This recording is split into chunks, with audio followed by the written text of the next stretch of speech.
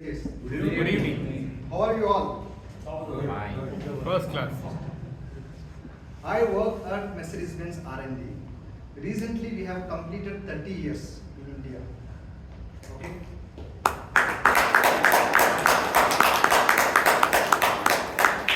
For these 30 years, we all have got a small gift. Any guesses? Discount. It's not at all possible, sir.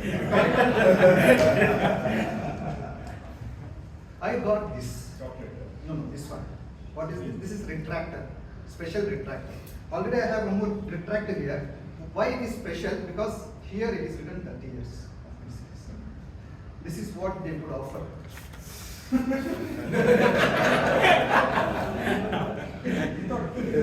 Okay.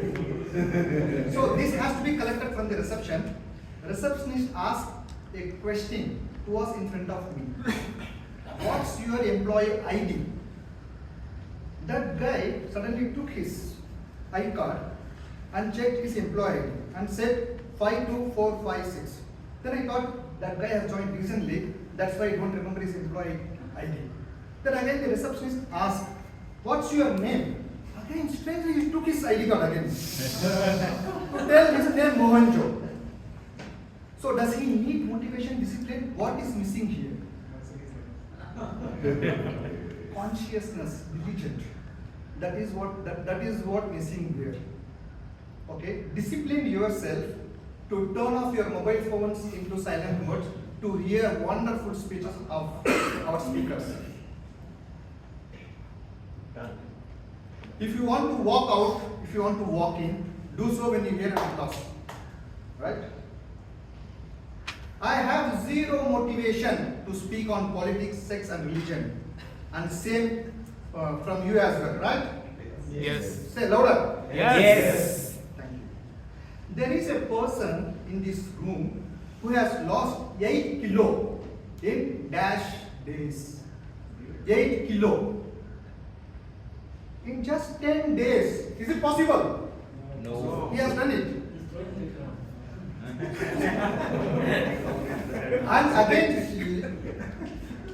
And again later he has gained 16 kgs in dash days. 10 days. 10 days. 16 days. 2 weeks. 2 weeks. You are close enough.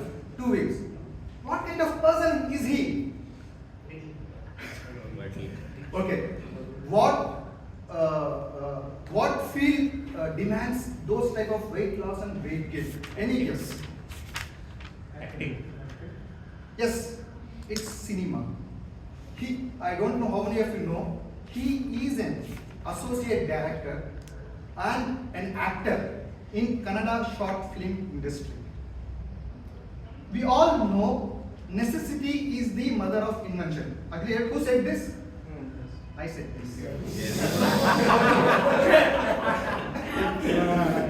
But he thinks necessity is the father of motivation and discipline. Because if he get a chance to act again as a PUC student, definitely he will have a weight loss of 20 kilo in just 20 days. So ladies and gentlemen, put your hands together to welcome our presiding officer of today's meeting, Toastmaster Srinivas.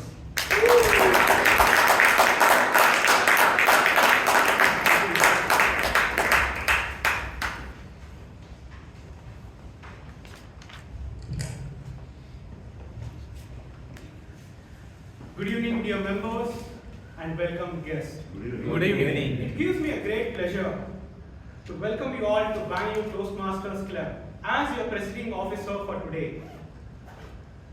I now call to order meeting number 1513.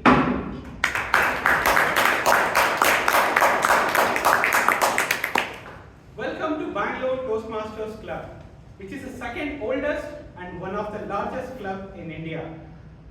Since 1997, we provide friendly, warm and supportive environment.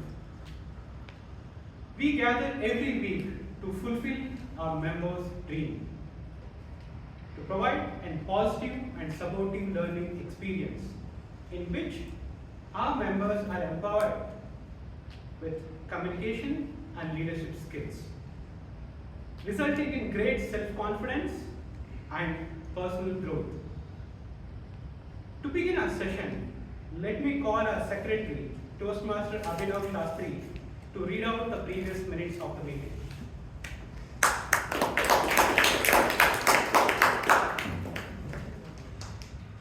Good evening, dear Toastmasters and guests. Good evening. For the minutes of the meeting of the last week's meeting, as follows. The meeting number was 1512. The theme of the minutes of the meeting was from freedom to responsibility, express freely and speak fearlessly. The word of the last week's meeting was liberty, which means the state or quality of being free.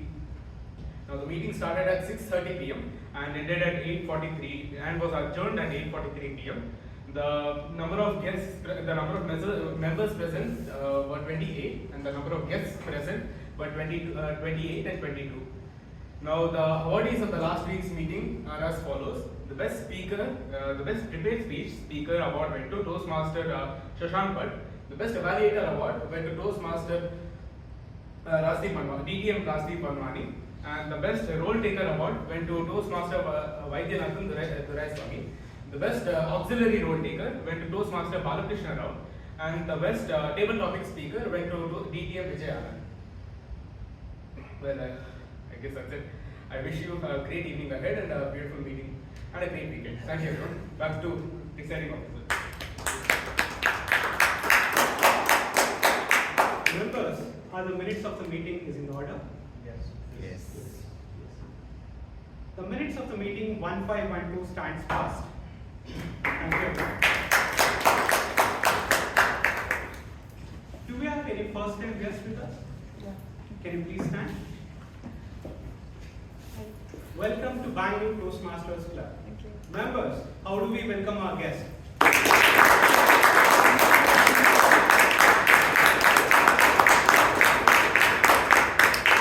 Thank you. You may take your seats. May I request the executive committee members, if they are present today, please rise. These are the members whom you can reach out to during the break or after the meeting to know more about Toastmasters and joining Toastmasters. Thank you. Take your seats. Our theme for today is discipline beats motivation. When I think of this theme, I remember a person who is more powerful of this theme. He is none other than Dr. APJ Abdul Kalam. Despite of his monumental achievement, Dr. Kalam follows simple discipline. Every day he used to read, write, and learn something new. He often spoke about how successful does not come with sudden burst of energy or inspiration, but it's a step-by-step process, consistent efforts and discipline enough to reach your goals. His story fits perfectly with Toastmasters because we don't always feel motivated to speak as a speaker or to take up a role, but the consistent effort and discipline enough, your growth naturally follows. A few years ago, I was exactly where you are. I so learned diligent discipline and consistency in taking roles will take meeting after meeting will take you from nervous speaker to what I'm doing today as a presiding officer for this meeting. The atomic habit compound over a period of time. That is what exactly what public speaking taught us. To overcome the anxiety and to polish your confidence. It's not a big step, it's a pretty small steps which you will be taking with a discipline. Motivation might be a greater when you want to start your goal, but discipline is is what is required along the path to reaching your goal. To take this session forward, let me introduce our Toastmaster of the day, who hails from coal city of Jharkhand, because of which he always remains cool even under pressure, like our MSD. After living in Bangalore for 2 years, he learned something new, which is traffic jam and the ginger tea. He works at corporate, which means he has to wrestle with two things, the Excel sheets and the sales team. He'll scroll Instagram until he feels sleep and lifts heavy weights to boost his confidence and juggle between personal work and the professional life. In 24 hours, he aimed to sleep for 8 hours and give his best at work and spend quality time with his girlfriend, which means basically trying to live 3 lives in 1 day. Let us welcome a Toastmaster of the day, Toastmaster Nitish Kumar, from coal to gold, Toastmaster Nitish Kumar.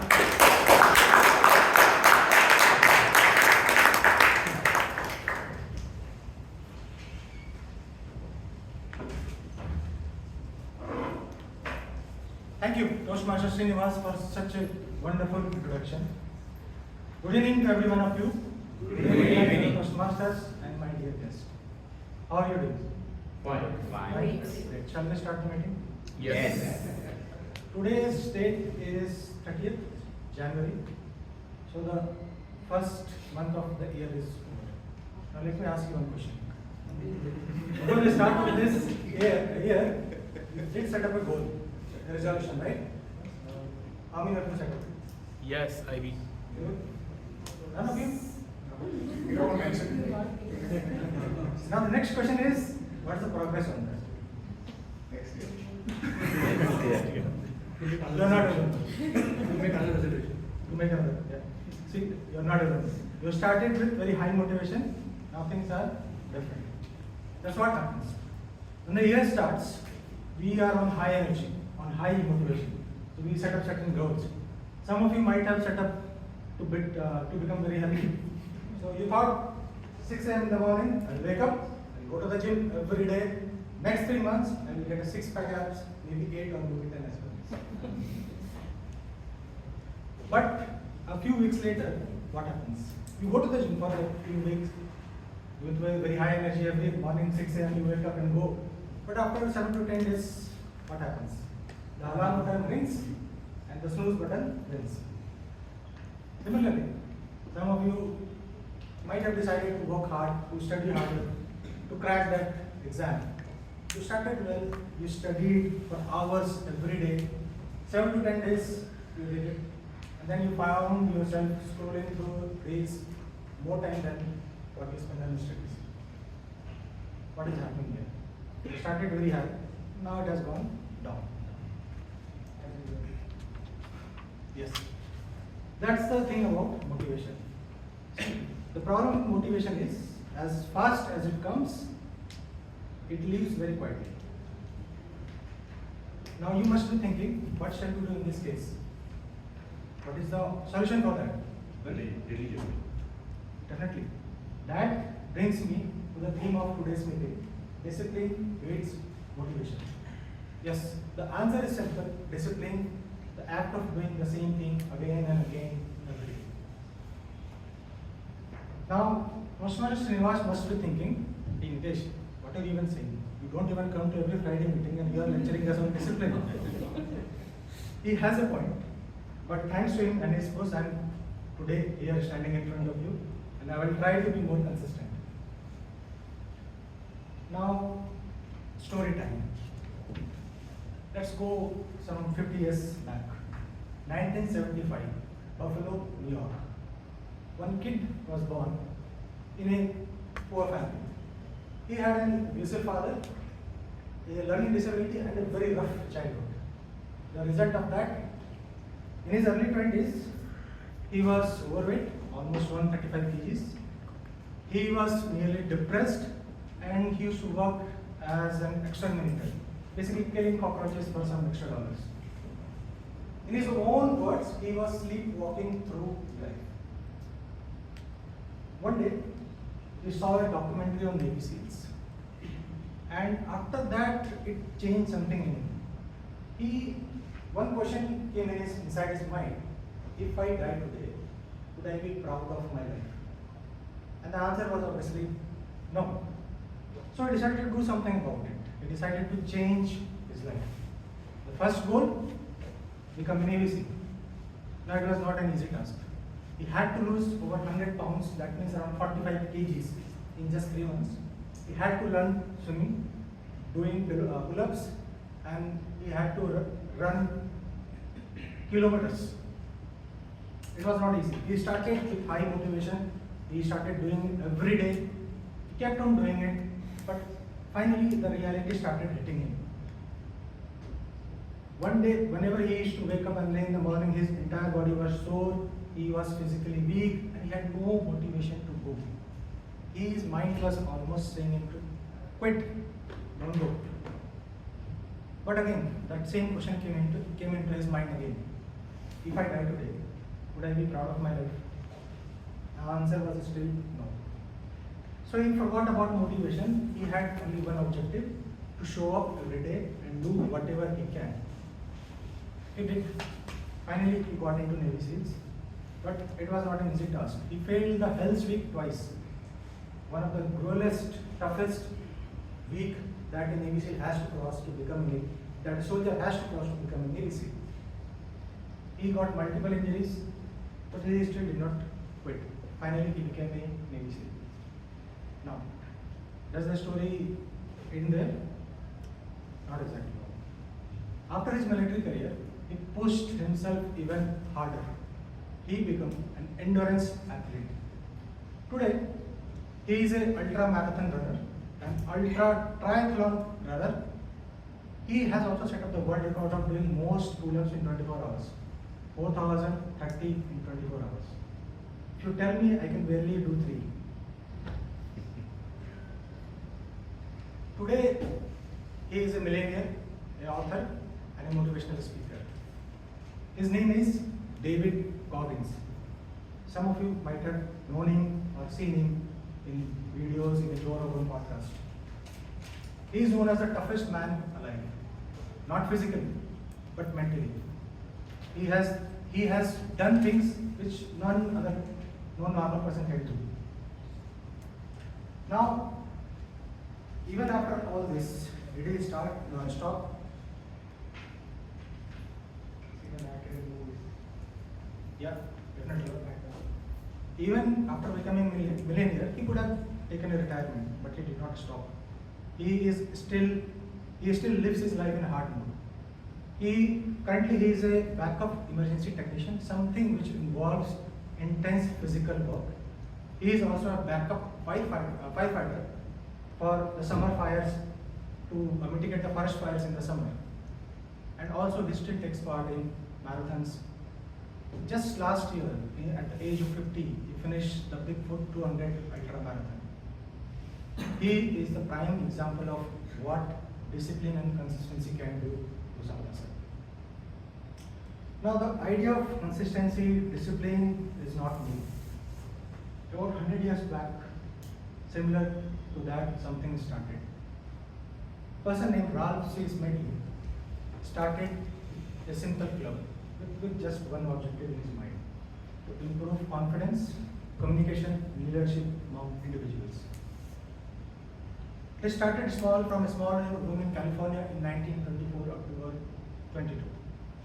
What started small now is a full-fledged movement with almost 15,000 clubs across 149 countries with more like 280,000 members. Toastmaster is a well-known club now.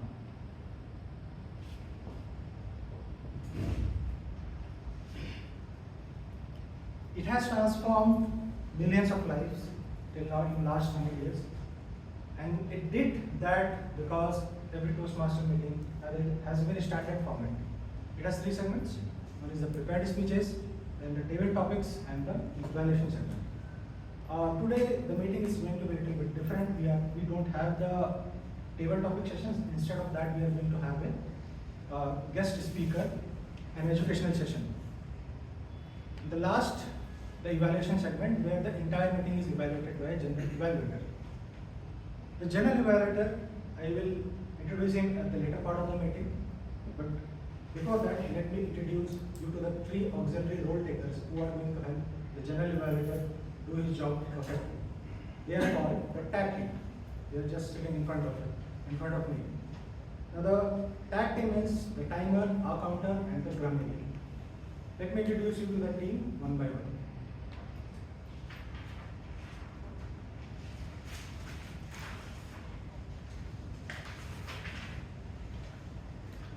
Our timer for today is someone who joined the club in April 25 after his speechcraft program.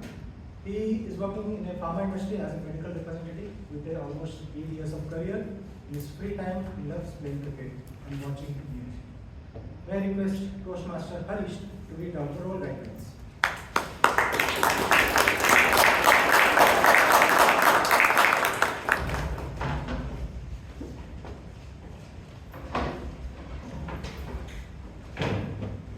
Good evening, fellow Toastmasters, dear guests. Good evening. I am privileged to take this role in the month of second time. Today I am going to record this Indian meeting ending, starting time, ending time. For speakers, 5 to 7 minutes. 5 minutes I will raise the green card. 6th minute I will raise yellow card, and 7th minute I will raise red card. And evaluators, 2 minutes I will raise green card, 2.5 I will raise yellow card, 3 minutes I will raise red card. For education sessions, 20 minutes I will raise green card, 30 minutes I will raise yellow card, and 40 minutes I will raise red card. So please everyone align their timings. Time is money, time is everything. Please follow and support me. Thank you. Over to you. Thank you, Toastmaster Harish. For our counter, we have someone who joined Toastmasters a year back, and he recently did his first icebreaker speech. An electronics engineer and an electronics engineer, he's working as a tech lead, and he has almost 8 years of work experience. In his free time, he enjoys exploring nature, trekking, and he works with his dad on interesting tech projects. May I request Toastmaster Shrinidhi to read out the role guidelines.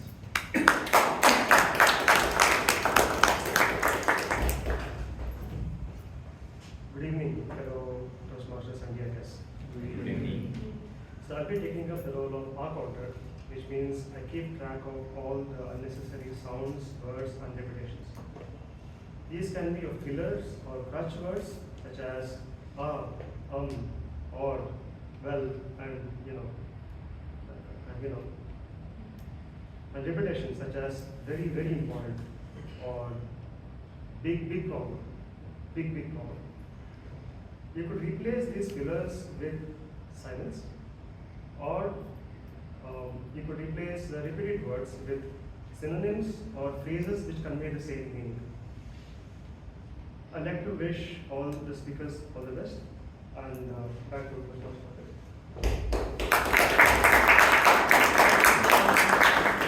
Thank you, Toastmaster Shrinidhi. Our grammarian for today is someone who joined Toastmasters somewhere around COVID lockdown. He is an engineer and entrepreneur, and he has been running his own garment export farm for over 32 years. May I request Toastmaster Jacob Eapen to read out the rule guidelines.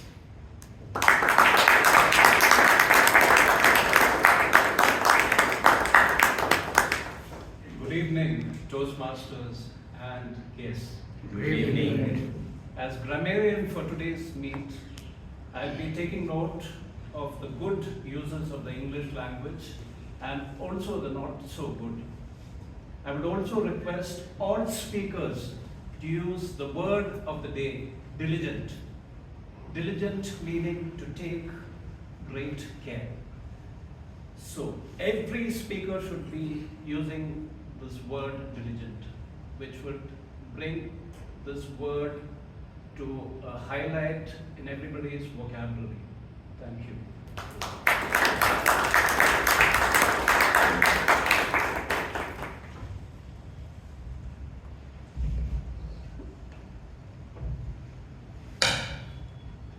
Am I audible now? Yes. Thank you, Toastmaster Jacob Eapen.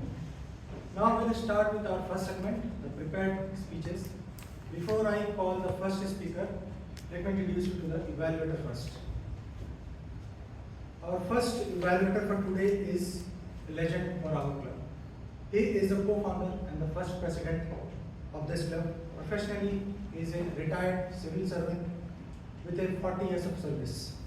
He had been the guiding light for our club since its inception. May I request Toastmaster Robinson D'Souza to read out the evaluation guidelines.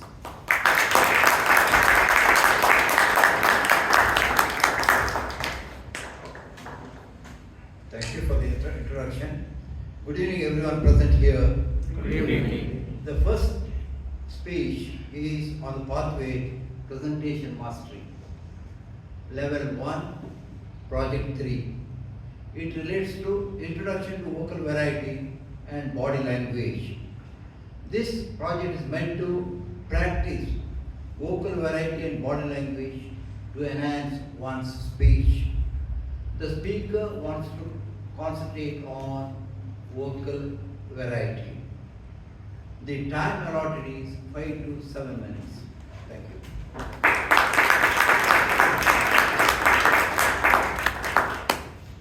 Thank you, Toastmaster Robinson.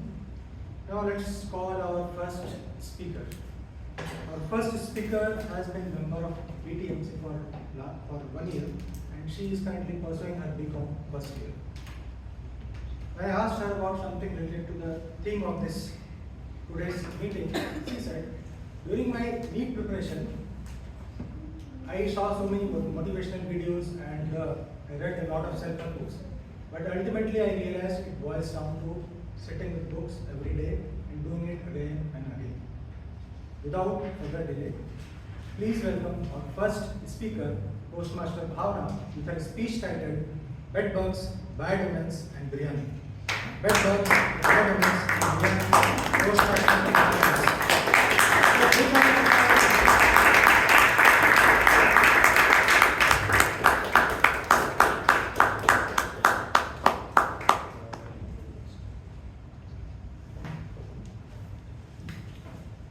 Mummy, please let me go on this trek. I begged my mother for the 100th time. And after days of convincing, she finally gave in. It was a small trek to Malimadeshwara. Just my brother and I, and 3 of his office colleagues. Let me tell you about them. Rahul was built like a mountain himself. Tanisha was a sweet girl, perfectly manicured nails, and looked like she never wanted anything apart from a marble floor. Pooja was a sweet HR. She carried enough snacks to feed an entire army. And now after 3 long tiring hours, we finally reached the 10th return. We were all hopeful. Our first task was to find a hotel to stay tonight. We went to the first hotel. The hotel manager looked at our group. 2 guys and 3 girls. They told, no sir, we cannot provide you a room. Second hotel, same, no sir, we're full. Third, same. And after 7 rejections, we finally found a room. It was on the 3rd floor of an old building. Very creepy, very spooky. But you know what? Beggars cannot be choosers, so we took that. Now, the second task was to find out where the starting point of the trek was. So we went out in the town. We asked the first person, a vegetable vendor. Trek? What trek? There is no trek, so who told you there's a trek? Second person was an old woman. Trek? That is a difficult part, child. Filled with wild animals and wild elephants. Why do you want to go there? Third person was a young man. Trek? It's easy. 3 hours, that's all it takes. But I don't know where the starting point is. Now the fourth person we went to, least 10 hours, sir, but looking at your group, I think it takes one whole day. Now, by the sunset, we were all confused. The town left us confused. Some told there was no trek. Some told there was trek, but he didn't know where the trek was. And some told it was easy and some told it was dangerous. Who should we believe? Now, back in our dingy room, we decided we'll sleep it off, decide tomorrow morning. And that is when the nightmare began. It started with Tanisha, scratching her body furiously. Something is scratching me. And Pooja, something is scratching me too. And we took our phone's flashlight and that scene left us traumatized. Our skin crawling. Bed bugs, not just few. 50 to 100 bed bugs. They were everywhere. Crawling into our bags, on the walls, everywhere. And suddenly I remembered something.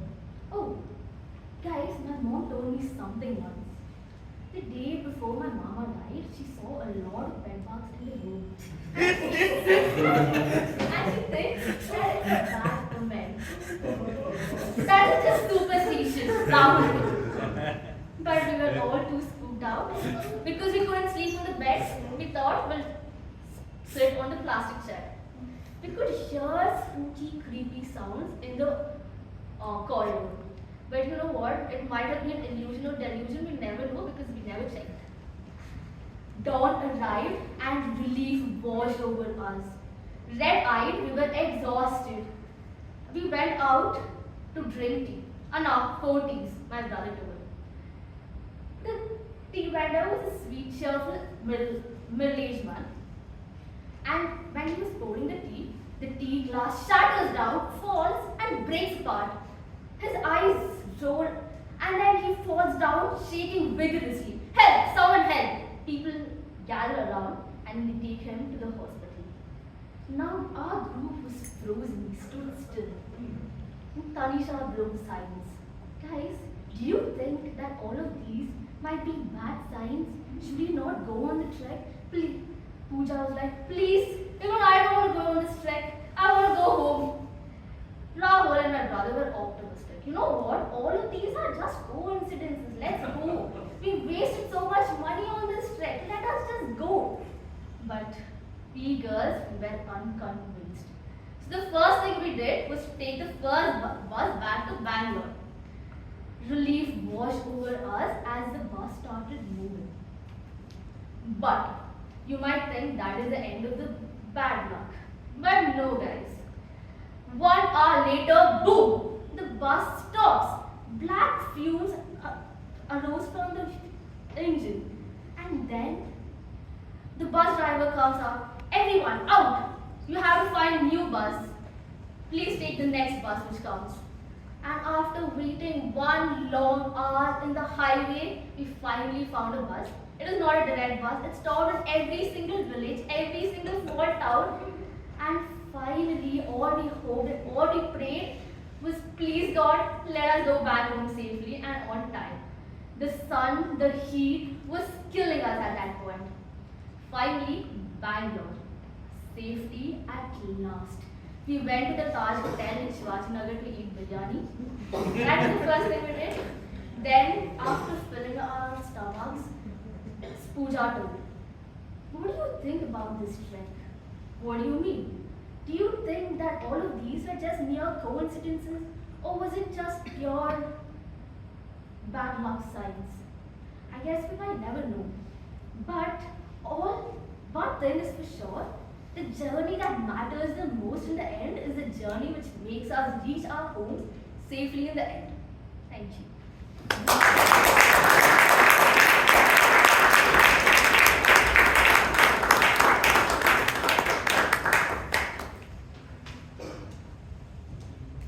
Thank you, Toastmaster Bhavana, for sharing such a wonderful and interesting story from her life.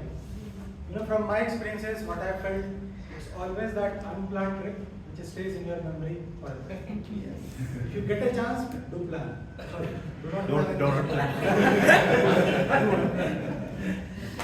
Moving on to our second speech. let me introduce you to the evaluator first. He joined BTMC in 2002, an MBA graduate and a corporate runner by profession. He loves to go on long drives and play with words. He is also known as the humor king of our club. When I asked him to say something about the theme of today's meeting, he sent me 4 words. Stick ability improves ability. Stickability improves ability. May I request BTM Vijay to read out the evaluation matrix.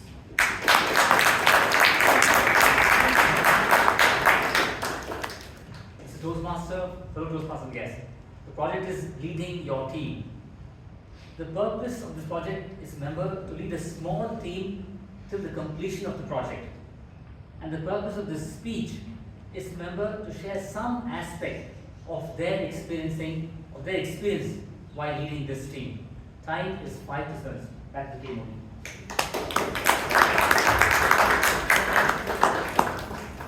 Now, let's move on to our second speaker. Our second speaker is someone who has been part of BTMC since 2023. Alongside Toastmasters, she is pursuing her Masters in Forensic Science at Christ University. She is going to solve a lot of crimes. Not studying or not dancing, you will find her reading Agatha Christie novels, playing sports, planning her next trip. And these days, she is trying her best to wake up in the morning and hit that gym in this winters. Ladies and gentlemen, please welcome Toastmaster Shreya Sadugol with her speech title, 1-2, Buckle My Shoe, 1-2, Buckle My Shoe, Toastmaster Shreya Sadugol.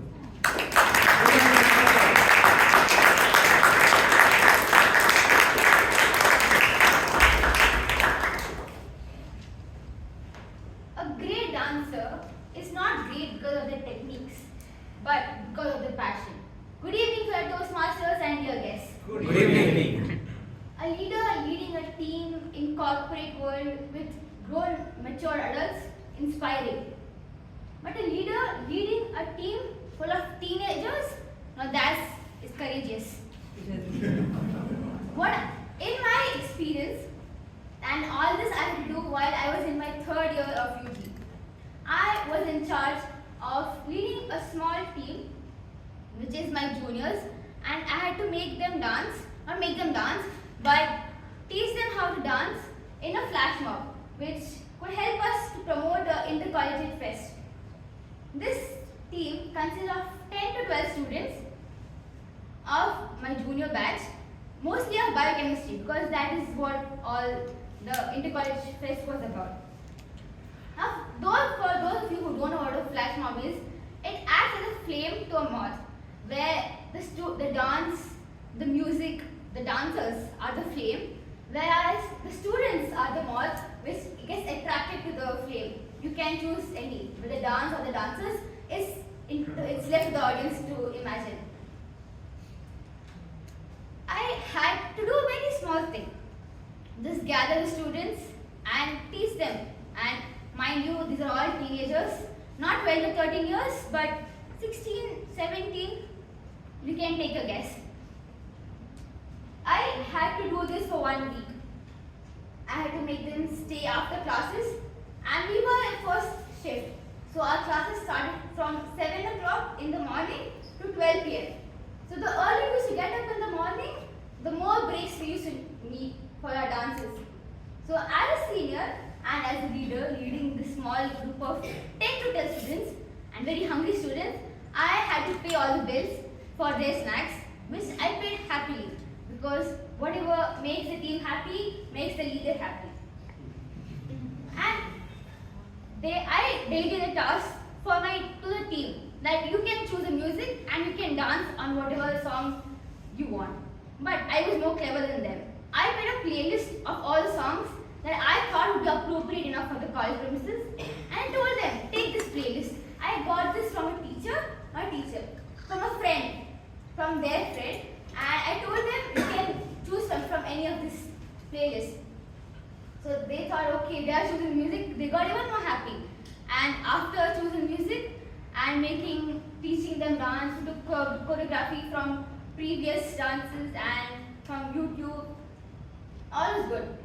But most of these students were females, and that is not the problem. But choosing a costume for them, kind of a challenge, which hopefully I did overcome very good. So every individual, every woman has their own fashion sense. They gave their own ideas. Oh, I want to wear this. Oh, I want to wear that. I want to take this inspiration from Versace. I want to take this inspiration from Gucci.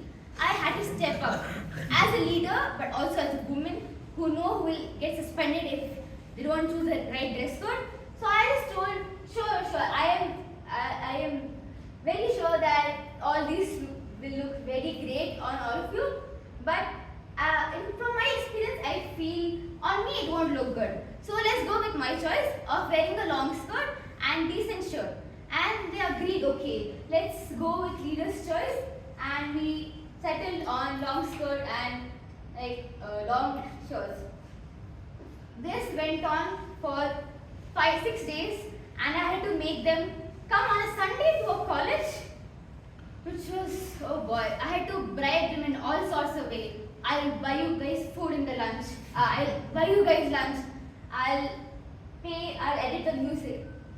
Then they came on a Sunday with very homely clothes, which I think they're comfortable with me. So they came in very comfortable clothes and we started practicing dance the whole day, and it all went good. This was only one part. The second part was the administration part. I had to make sure that the permission letters are sorted so that the head of department doesn't make us dance at the fingertips, and we had to make sure that the speaker is loud enough so that the whole college comes out and not just the next classroom. It was so loud that even the neighbors came out of the house. But I'm going to take that as a good point. All that was sorted, and we had to do it for 3 times. One with the morning shift, in the afternoon for lunch break, and again in the evening for the third shift. In the morning, as you know, all of us felt very sleepy and just had very light breakfast. We started dancing. Okay, not that much energy. After, in the lunch break, we had lunch, we started dancing. So much energy when the students started dancing. In the evening shift, that we had evening snacks and coffee.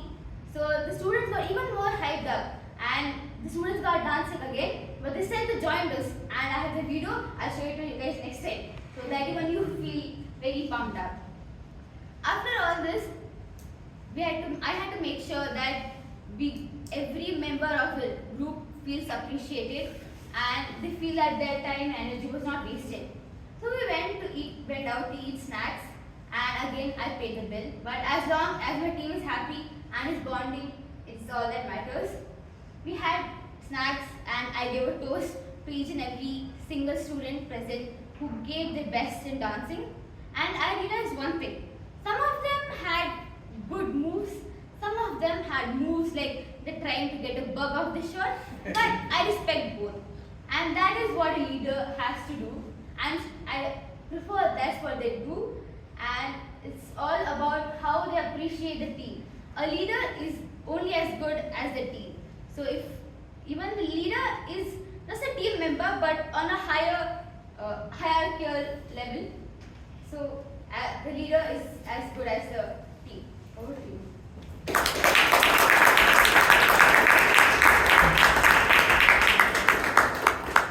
Thank you, Toastmaster Shreya. I must say you are a natural leader. Handling a bunch of teenagers, especially when you are also a teenager, it's not a small task. Now we'll have a 5 minutes break, and before that, I would request everyone to vote for the best speaker. The link is in your WhatsApp. The password is 1984. 1984. We'll see you in 5 minutes.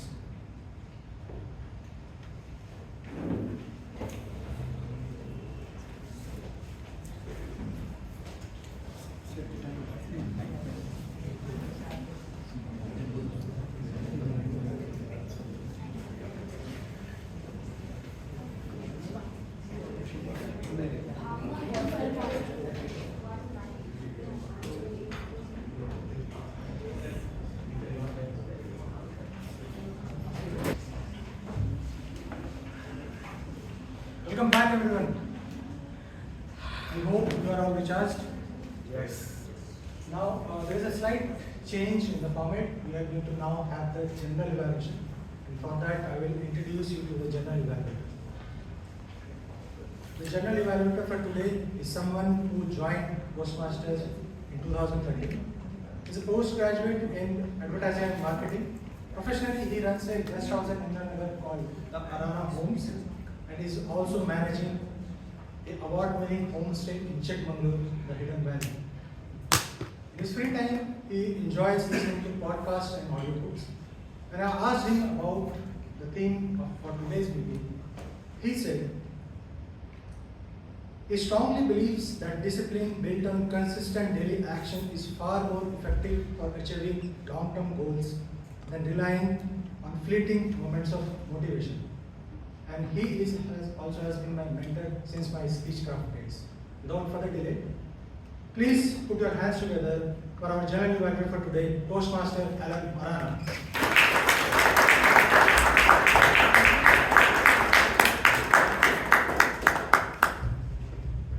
Good evening, everyone. Good evening. Let's have a little more energy. Good evening. Good evening. We'll see who's louder, left side or right side. Okay? Hey, what about Good evening, everyone. Good evening. Okay, secretary is feeling left out. What about me? That's fine. No problem. Now, great to have such great energy, and again, welcome to meeting number 1513. The meeting started bang on time at 6:30, and that was all courtesy our dynamic Sergeant at Arms Imtiaz. Now, Imtiaz, one amazing aspect is you have a very cheerful personality, which is very, very important when you start a meeting, right? Now, apart from that, you also had good doses of humor and you involved the audience very well, which was very good. Now, just a few suggestions. One is, when it became 6:30, you came on stage and started speaking. My suggestion is maybe at 6:25, just come on stage. Hey everyone, in 5 minutes we are going to start. It's just nice, right? So people can plan accordingly. That's one. Secondly, a little bit of energy as you get on stage. For example, previously, you don't have to do the same thing, but previous Sergeant at Arms used to come in and clap and get a little bit of energy. Also very important, your good morning, your good evening was the same as all parts of your speech. So when you come here saying, good evening everyone, how are you doing today? Because you are starting the session and everyone is going to take that energy and go forward. So that's very important to start. How you choose to start, you can do it in your own way. Like when Nitish, now after the break when he came, he started clapping, so people just came and settled down fairly easy. That's something for you to suggest. But apart from that, I think you did a great job, great introduction of the presiding officer as well. Please give our Sergeant at Arms Imtiaz a huge round of applause.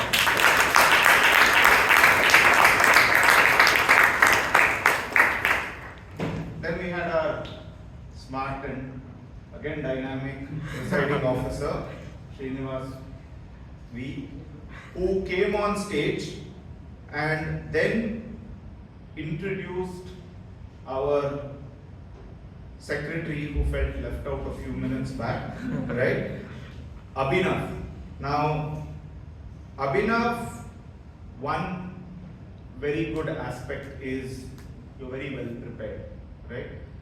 And it's very, very important that you didn't use notes, you came, you were at the center of the stage and you looked at everyone and delivered the minutes of the meeting, which was very nice and very informative.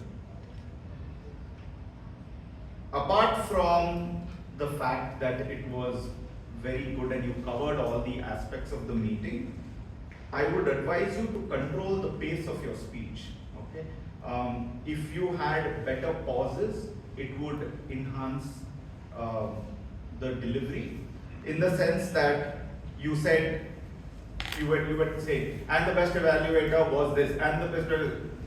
Give a pause. Let people react to what you're saying. That would have an impact. The other thing is, when you're saying, this person won best evaluator, you need to have a smile on your face. It's a joyful moment, right? And the other aspect, and it's a very small aspect, but please do keep in mind, it's very important that when you're delivering this, it should come across as a mix of spontaneity and rehearsal. So what happened in the end is, you started speaking and you said this, and in the end you said, and yes, that's it. Thank you, right? That shows that it's kind of rehearsed. So ensure that, you know, you have you end on a conclusion.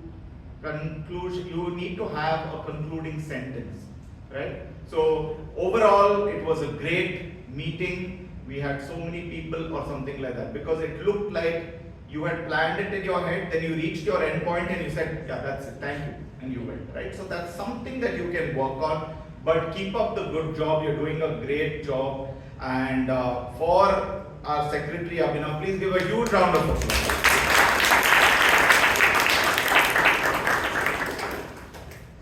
We now come back to our presiding officer, who gave a very powerful speech on Abdul J. Kalam. And I just want to put it out there, being the first time you were doing this, there was something very wonderful about your nervousness that you carried there, okay? Because it went very well with what you were talking about. Now, your nervousness was very relatable, because you spoke about discipline beats motivation, you spoke about Abdul Kalam, then you spoke about taking up roles for the first time. And it was so, fitting that you also were attempting this for the first time. And you showed not just members, but guests too, that it's okay to come here, it's okay to be nervous, but you just have to go out there and deliver. And that, I think, was a great thing that you did, and it was very, very relatable, more relatable than what happens to us in Toastmasters is we come here, we practice, we've forgotten to be spontaneous sometimes, right? So there was this wonderful spontaneity and nervousness in which you delivered the speech, which made it very nice for everyone. And it also felt that, if Srinivas started and if he has reached there and can do it, one day, what even I think I can do it. So that's kudos to you, and for your wonderful narration and for the way you drew parallels with whatever you said. Please give our presiding officer, Srinivas V, a huge round of applause.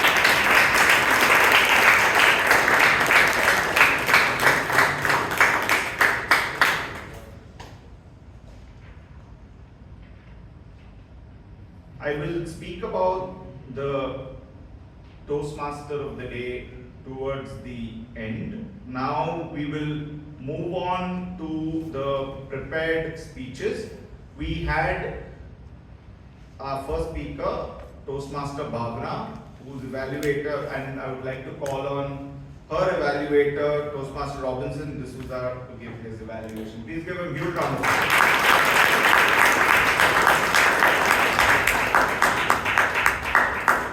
Thank you, Anand. As mentioned earlier, this is a speech to learn voice modulation and body language, and the speaker requested me to concentrate on voice modulation. The title, Bedbugs, Bad Omen and Biryani. I should say, quite interesting. very curious title. It's Bad Woman, not Bad Women. The speech involved 12 persons. 12 persons contributed their voices at various times in a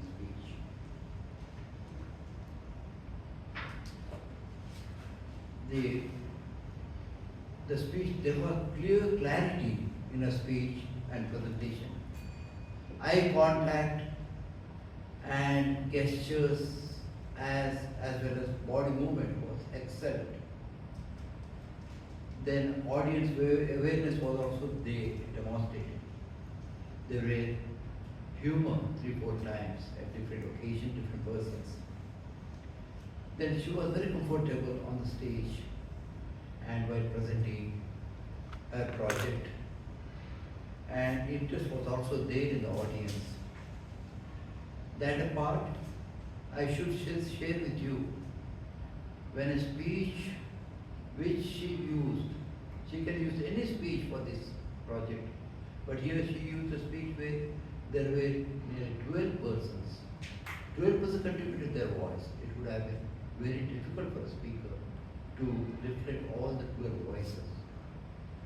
If there were Bhavana less persons, you would have done far better.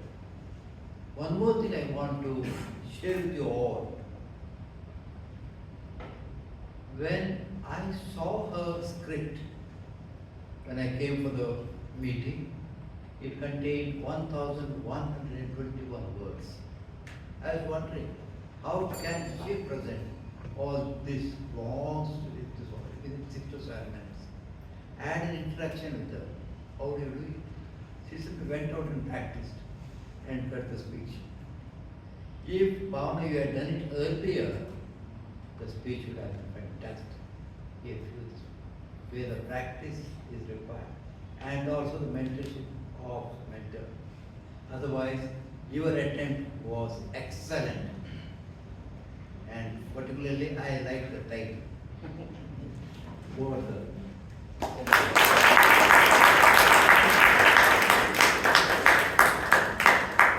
As a general evaluator, it is my duty to evaluate the evaluator and not the speaker. Now, one amazing thing that Toastmaster Robinson did was to reiterate the objective, which would help the audience and the speaker understand where he's coming from in terms of his evaluation. And I thought you gave very good inputs that I'm sure the speaker can incorporate and do better in her next speech. One small aspect which I felt you missed out is at the end of her speech, the speaker ended her speech abruptly, said thank you and exited the stage. I felt that if you could have pointed out that she should not have ended with a thank you, it should just be the conclusion statement, a pause, so that is what the audience ends with. I think it would have added to your evaluation, but overall, I think for the speaker and evaluator, please give a huge round of applause. And then I have our second speaker, Toastmaster Shreya Sadugol, who is going to be evaluator. May I call on her evaluator, DTM Vijay Anand. Please give a huge round.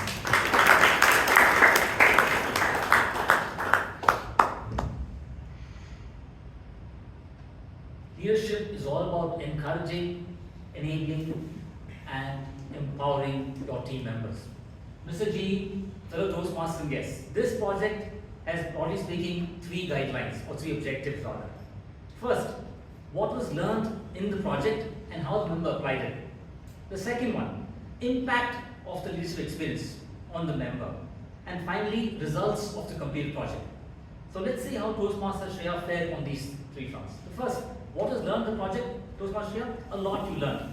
Delegation, you paid for snacks, you chose a playlist, what the numbers they select, you helped the girls choose their dress from very expensive attire, branding to, more reasonable stuff.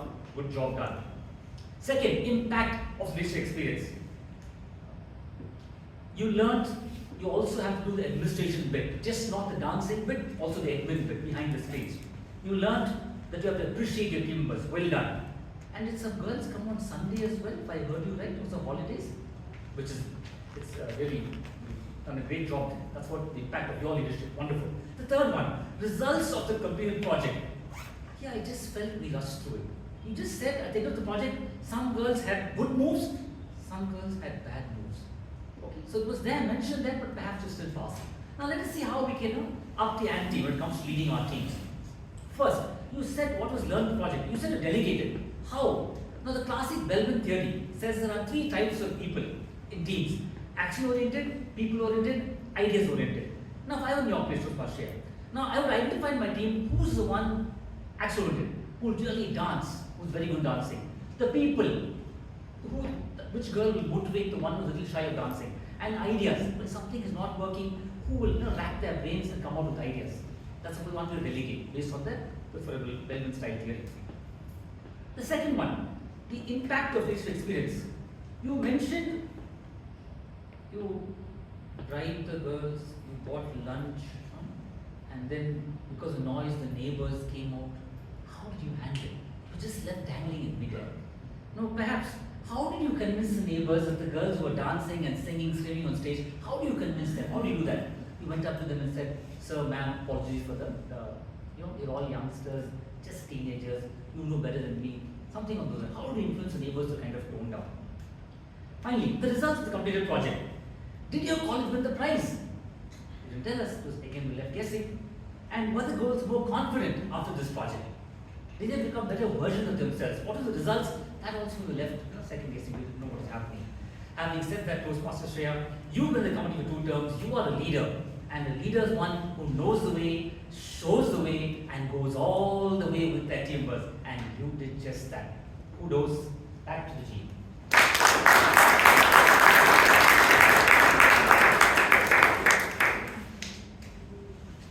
Thank you, DTM Vijay Anand, for that detailed and clinical evaluation. Just a few pointers for the benefit of guests and members. One aspect which our evaluator did very well is, first of all, he reiterated the objectives, but not only that, when he went into his evaluation, he reiterated it again and then spoke about specific points which would really help the speaker. And of course, it always helps that you added a sprinkling of humor, which always is very interesting, not just for the audience, but reduces the impact for the speaker as well, I guess. But please give a huge round of applause for the evaluator and our speaker, Shreya.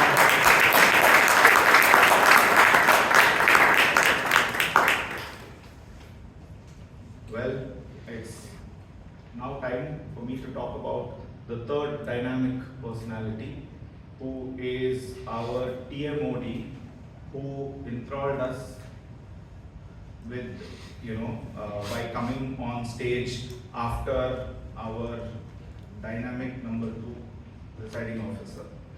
Now, Nitish, one aspect about it was that you were very confident. And you had great eye contact, which is very, very important, because when you have eye contact, people feel, noticed, it's more relatable. And you did a great job by looking at everyone as you went along. You were well attired, of course. Something that I personally know is that you really worked on the fact that you had when you were talking about very happy aspects, you took care to smile, and that's something that you worked on along, so that you did quite well. One small aspect is that I would advise you to work on your throw of voice, especially for people at the back, because there were a lot of times where you were eating your words, and it's very important that you need to reach people at the back, right? So that's something that you have to work on. You had great introductions for everybody, but your first opening address, I felt was, though it was very interesting, it was too long. How long did his opening address take? The TMOD opening address, 8 minutes?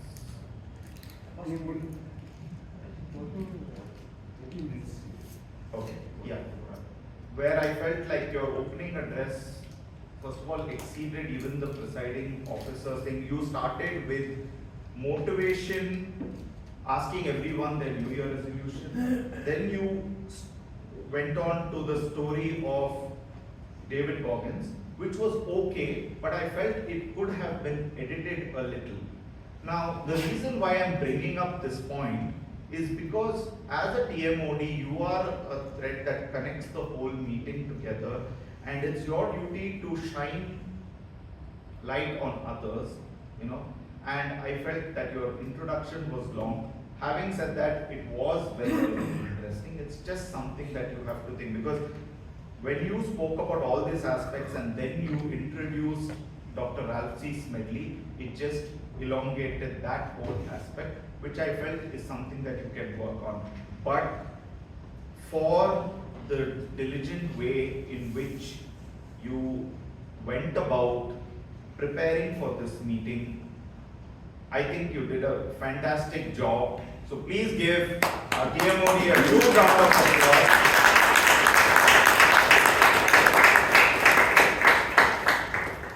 I spoke about the TMOD doing a diligent job, but there are 3 superstars, hidden superstars of this meeting who have been silently sitting here, diligently noting their observations throughout the meeting.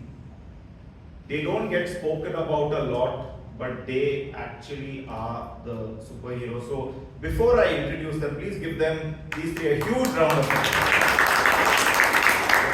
Before I call them now, I would like to call on the tag team to give their report. May I call on timer, Toastmaster Harish Kumar to give his observation. Please give a huge round of applause.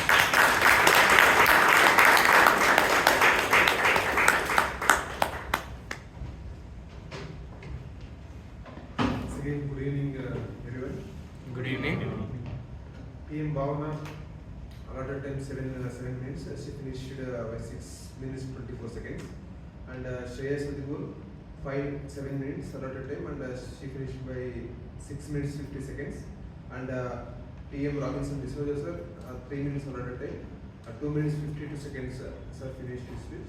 And DTM Vijay sir, just taken 2 seconds extra. That's all, sir.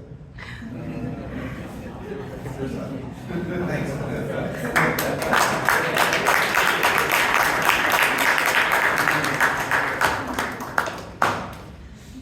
I think he deserves a bigger round of applause. Now may I call on our counter Toastmaster Shrinidhi Rao to give his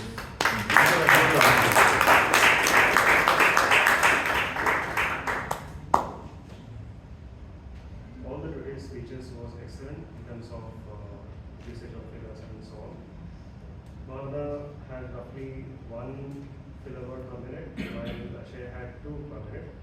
TMOD could use a bit of improvement. So,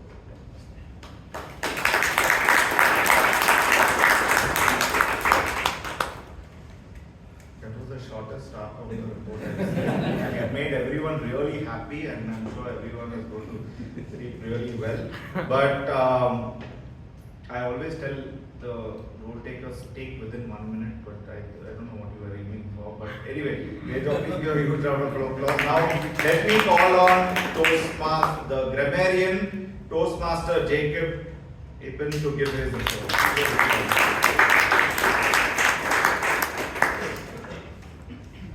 Good evening once again. Good evening. Good evening. Today's meeting was really superb. I could understand everybody's speech and the English they used perfectly. There was no problem in comprehending the speakers at all. Among the good usage of the English language, the phrase which really hit me was necessity is the mother of invention.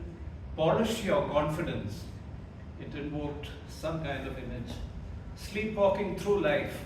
Here again, it was a wonderful phrase used, which I hope I could do.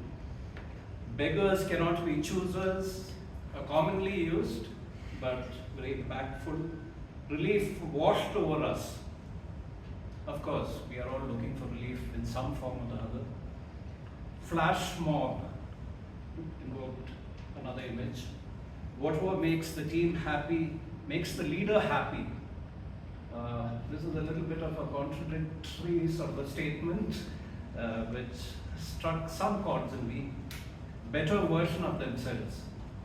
And I should say the word of the day was used by our general evaluator, Anand. And due diligence should be given to everybody in some form or the other.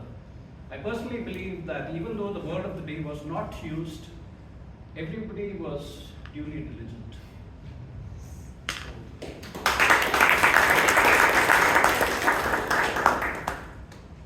Please give him a huge round of applause. And please give the three of them a huge round of applause.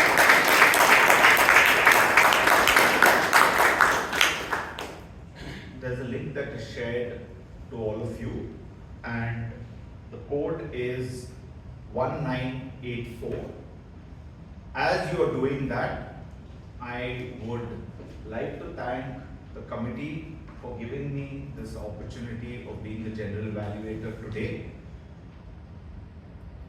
Everybody, all role takers get evaluated other than the general evaluator. So if any of you have any feedback about how I did this role, please feel free to reach out to me post this meeting. Would love to hear whatever you have to say on how I did this role, good and bad. Don't worry, I'll still speak to you after that. So don't worry about that. Having said that, thanks again for the wonderful opportunity, and I will now hand it over to the dynamic Toastmaster of today, Nitish Kumar. Please give a huge round of applause.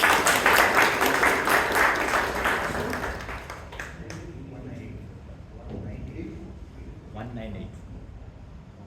Thank you, Toastmaster Alan Arana, for such a detailed and insightful evaluation. Let's have one more round of applause for him. Now we are moving towards a special part of today's meeting, the educational session. And for that, I'm going to need your full attention in the next 40 minutes. Are you clear? Yes. For the educational session, we have someone very special among us.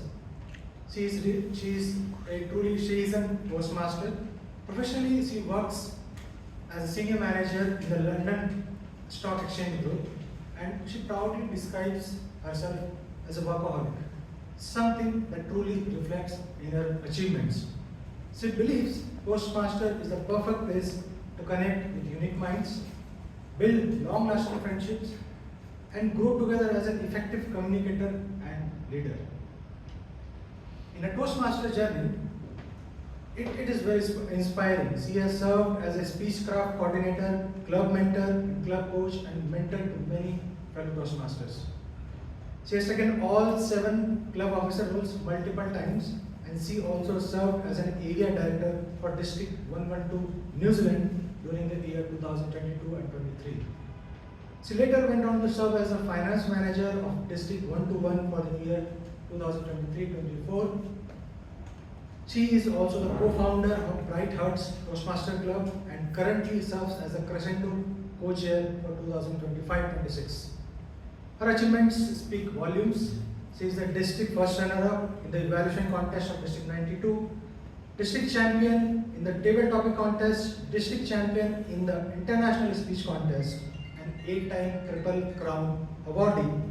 She has also received the prestigious Spearhead Award of District 92. Ladies and gentlemen, without any further delay, please put your hands together and welcome the distinguished Toastmaster Arundhuti Basu.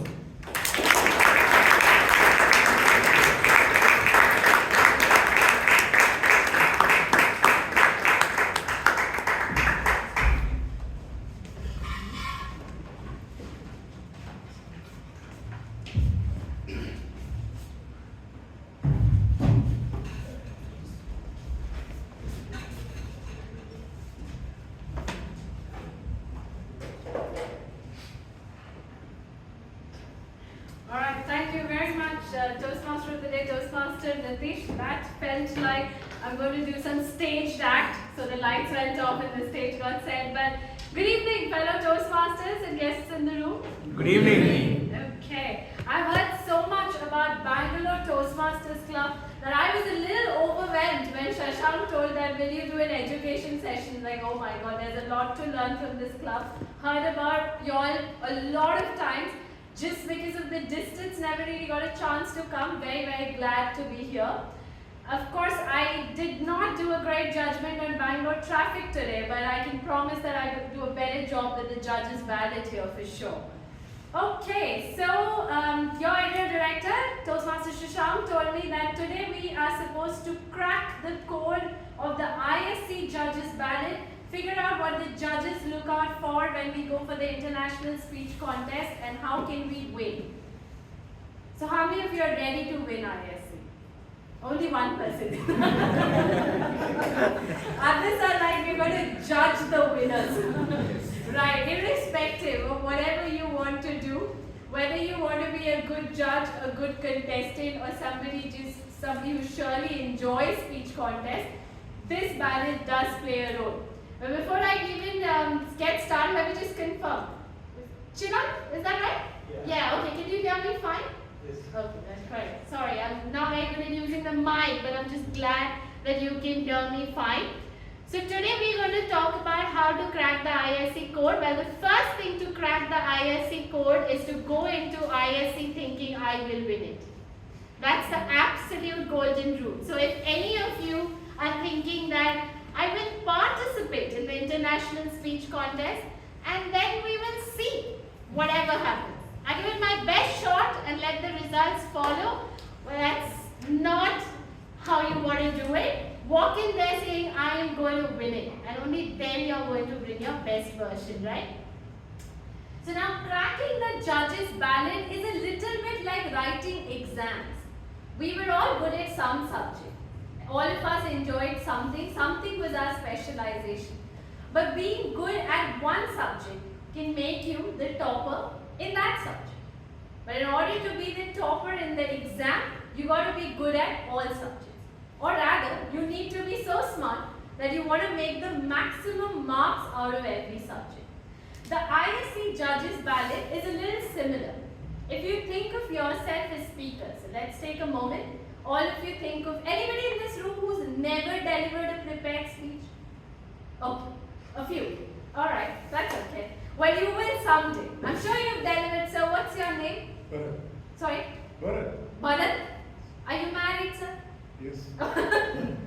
Well, you must have delivered a dialogue with your wife at home, so that's enough. That's similar to prepared speeches, so no worries. So we've all done some speeches in life, right? This ballot, if you think of yourself as speaker, so everybody take a moment, think of yourself as speaker, and can you identify one strength of yours as a speaker? You can tell me. What is that one thing that you think you're good as a speaker? Anybody? Remembering the speech, that's amazing. Quite talented. What's your name? Rashi. Rashi, right. So you raised your hand? Yes. I'm a good storyteller. You're a good storyteller. What's your name? I'm Naveen. Naveen. Okay, right. Anybody else? Come on, we all have some strength. Yeah. I can prepare the structure of the story well. The You skeleton. can prepare, you can structure the story very well. Very nice. What's your name? Abhinav. Abhinava. Right. Yes. I can get the attention of the crowd. I can get that. Oh, that's a talent. What's your name? Soumya. Sorry, Soumya. Okay. Anybody else wants to give it a go? Yes. Voice. Variety of voice. You've got a great vocal variety. What's your name? Pradeep. Pradeep. Right. Okay. Yeah. Right. So we all identified some strength. For people who haven't spoken it aloud, you should just know they are keeping the secret for the ISC contest. They don't want to tell you yet, right? But we all have some strength. As speakers, we all have some strength, which means on this judge's ballot, there's something that you do absolutely well. That's your forte, that's your strength, that's an area you know you will score well. But just scoring well in that one area may not make you the ISC winner. So to be the ISC winner, you got to score well across, and let's see how we go about it. So I'm going to keep it very simple to not confuse anybody's brain on a Friday. I'm already very impressed that Bangalore Toastmaster meets on Friday at 6:30. Wow. And the world's out there doing God knows what. You all are doing Toastmasters, which is amazing, right? So impressed. So on a Friday evening, I don't want to confuse anybody. So we go one by one. Simple strategy, one category at a time. We talk a little bit about what that means. What should you do in your speech to make the most out of that scoring, not per you, but per the judges? That's very important. We are all our own favorites. We love ourselves, we love our speeches, we love the way we deliver, but what's also important is the judges feel the same way about our speeches, right? So we go one category at a time, we try to understand which are easy wins, you can absolutely score very well, and which needs a little more work. So let's start with the first, okay, so firstly, let me ask the ballots on, so let's see who's seeing which category on the judges ballot has the highest score. Does anybody want to give further tries? Content, okay? That's great. So yes, content as a section has the highest, it is 50. But as a category, speech value is the independent category that has the highest value, 25 out of 100, which means 1/4 of your scoring comes from just one category. On an ISC ballot, we have a total of 8 categories, out of which one alone can contribute to 1/4, that is speech value. But yes, otherwise, contents 50, delivery 30, language 20.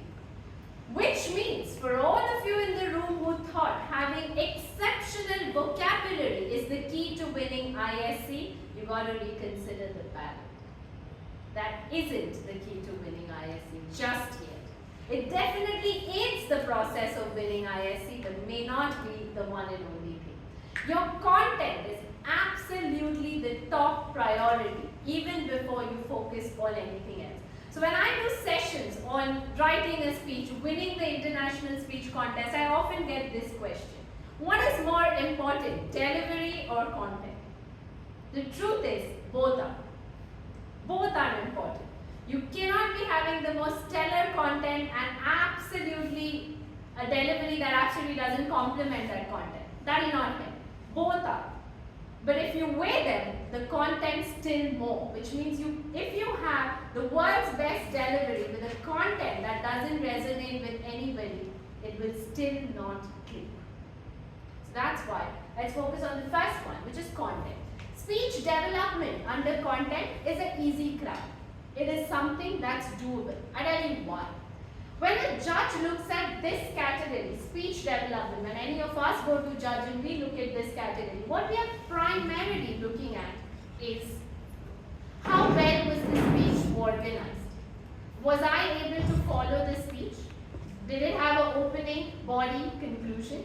Now for all of you who know, great, who didn't know, this judge's ballot comes with a top sheet that actually explains each of the judging criteria. It gives a little detail of what these criteria mean. And that is from Toastmasters International, of course.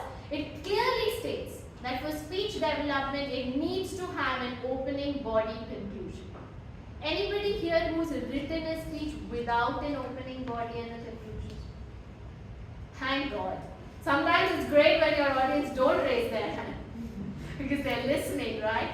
Okay, so we all know that. Even when we start a topic, we do table topics, we do interview answers, generally we have an opening, body, conclusion. That we've learned since the days we were doing essay writing, maybe in 2nd standard. We were told OBC, have an opening, body, conclusion. So what the judge is primarily looking is, did you have a structure? Did you start with an opening, do a greeting, go on to your body, and then do a conclusion?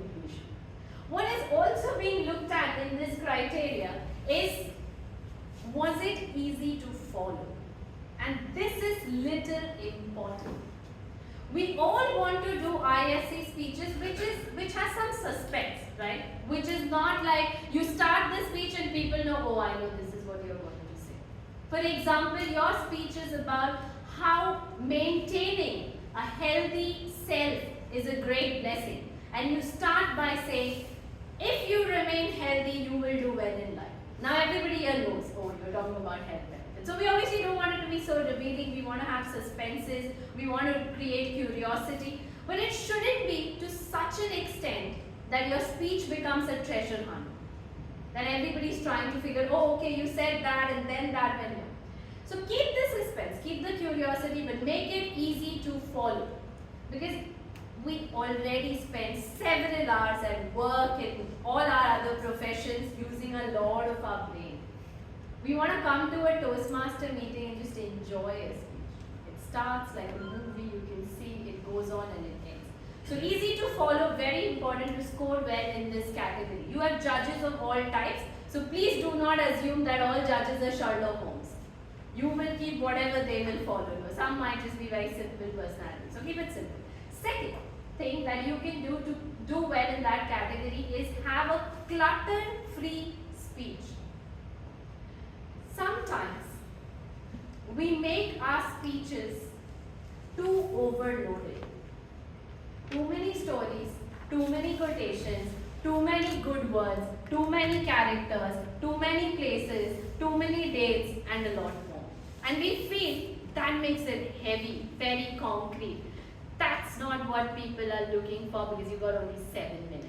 So that's why anything that does not contribute to the message of your story can happily be excluded from your speech. So when you write a speech, you write everything that your heart desires and then go back and read the speech again to then identify which are the lines that are not contributing to the value of my speech, and you can remove them. That will also help you with the speech development.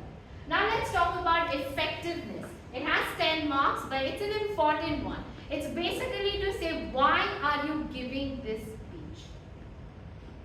What is your purpose? And here, one thing that's important to understand is, international speech is not the same as humorous speech. So let's not mix both.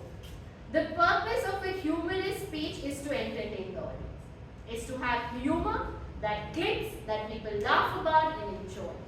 The purpose of an international speech is to be a true Toastmaster who gets on the stage responsibly and delivers a message that people can take back. So that is why have a purpose. Have only one purpose. For your ISC, don't pick up a speech that is trying to give 4 messages to the audience. I'd rather, I would say, for any of your prepared speeches, don't do that. Because it's very hard to follow. If you're doing one speech where you're telling people, be kind, be helpful, do good to the society, do charity, don't do so many in one speech. Have one central message and draft your speech towards that, right? That will help you do the effectiveness part. What's your purpose? Is your purpose clear? Could audience follow? And have they been able to understand the purpose? When you leave the stage, everybody in the audience should feel, I gave this speech 7 minutes and there's surely something I'm taking back from this speech. Simple as that. That should be the mindset. And very finally, speech value, that one single category that gets the maximum marks. Why? Because if you stepped on the stage and you couldn't do any value add, then what's the point? The first thing about speech value is it should be original, yours. I am here on this forum today because I want to listen to you, your story, something that ChatGPT won't tell. Otherwise, I can do that, right? If it's a fun fact, if it's a notion, if it's history, if it's a fact that's available on Google, I Google. I am here to listen to your story that is truly yours. So whenever you take the stage, ladies and gentlemen, remember that if this is something that is out there and people know, they are slightly less interested. But if it's your own story, there's no way they know and they're more interested. So make it original. Of course, it has to have an idea, something that you're trying to tell the world. And that something need not be a breaking the glass ceiling idea that will change the world.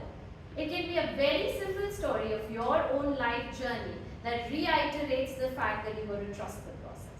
Could be as simple as that. But have an idea, a logical flow that gets your story to that idea, but very important, have your own personal story. Always works for ISC. Have a personal story, right? And also have something that's relatable. That is why for international, so for all of you who might, some guests, but most Toastmasters know that the only Toastmaster contest that makes it to a global level is the international speech contest. Not the table topic, not the evaluation, not the humorous, not the tall tales, only international speech contest. And because it goes to the world forum, we need to pick up something that is universally accepted. A message, an emotion that everybody can relate to. Things like hope, anger, happiness. These are global emotions. Can anybody say, oh, I live in a part of the world where nobody feels angry ever? Doesn't. I don't know how to smile. Nobody in my country ever smiled. That doesn't happen. You take something that's universally acceptable. You immediately see people connecting to you. Can some of you tell me a few topics that's just globally acceptable? Anything? Parents. Parents? Yes, of course. Marriage. Marriage! Oh, yes. Irrespective of the fact that in some countries marriage is becoming redundant, but sure. Anything else? Heartbreak. Heartbreak. Who said that? Oh, dear. But the G didn't break anybody's heart today, but sure, we take that. What else? Revenge. Sorry? Revenge. Revenge. There you go. Did you not win Best Speaker last week? What else? Courage and connection. Courage and connection, of course. Anything else? Care and kindness. Fear, did you say? Care. Care and kindness. Yes, of course. Care and kindness, universal. Which means we all know what are the universally accepted emotions. That's the type of emotions you need to bring into your speech. Now, common question that I always get is, if the emotion is so universally acceptable and it's common, how is my speech value going to be original? This is something somebody would have said in some ISC. True. But they didn't say it through your story. You're the one who's saying it through your story. So one thing that you can think of is avoid something that's too niche, too technical, will need some specialized knowledge. The relatability goes down. But your story can be a niche story as long as it connects with a universal message. I'll give you an example. In my district finals for international speech contest, I spoke about my journey as a trained paratrooper. Now, I was pretty certain that maybe 1% of my total audience actually knew what paratrooping is, and highly unlikely any of my judges were trained paratroopers, right? But I still went ahead with that story, because the story might have been niche, but the way I put it across was comparing a parachute to more like a hot air balloon, which everybody can relate to. But ideally, the conclusion being that you've got to give yourself a chance. Now, that is something everybody can relate to. So that is why your story could be niche, could be personal, could be original. But your message, the final takeaway, should be something that people can relate to. Something that they can go and say, yes, I'm going to go back and do this.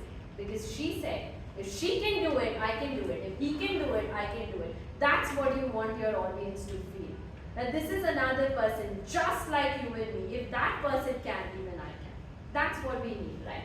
Now let's move on to delivery. It has 30 marks, fairly important, and I might sound slightly not controversial, but out of context when I say this. But there's a very big difference between theatrics and public speaking.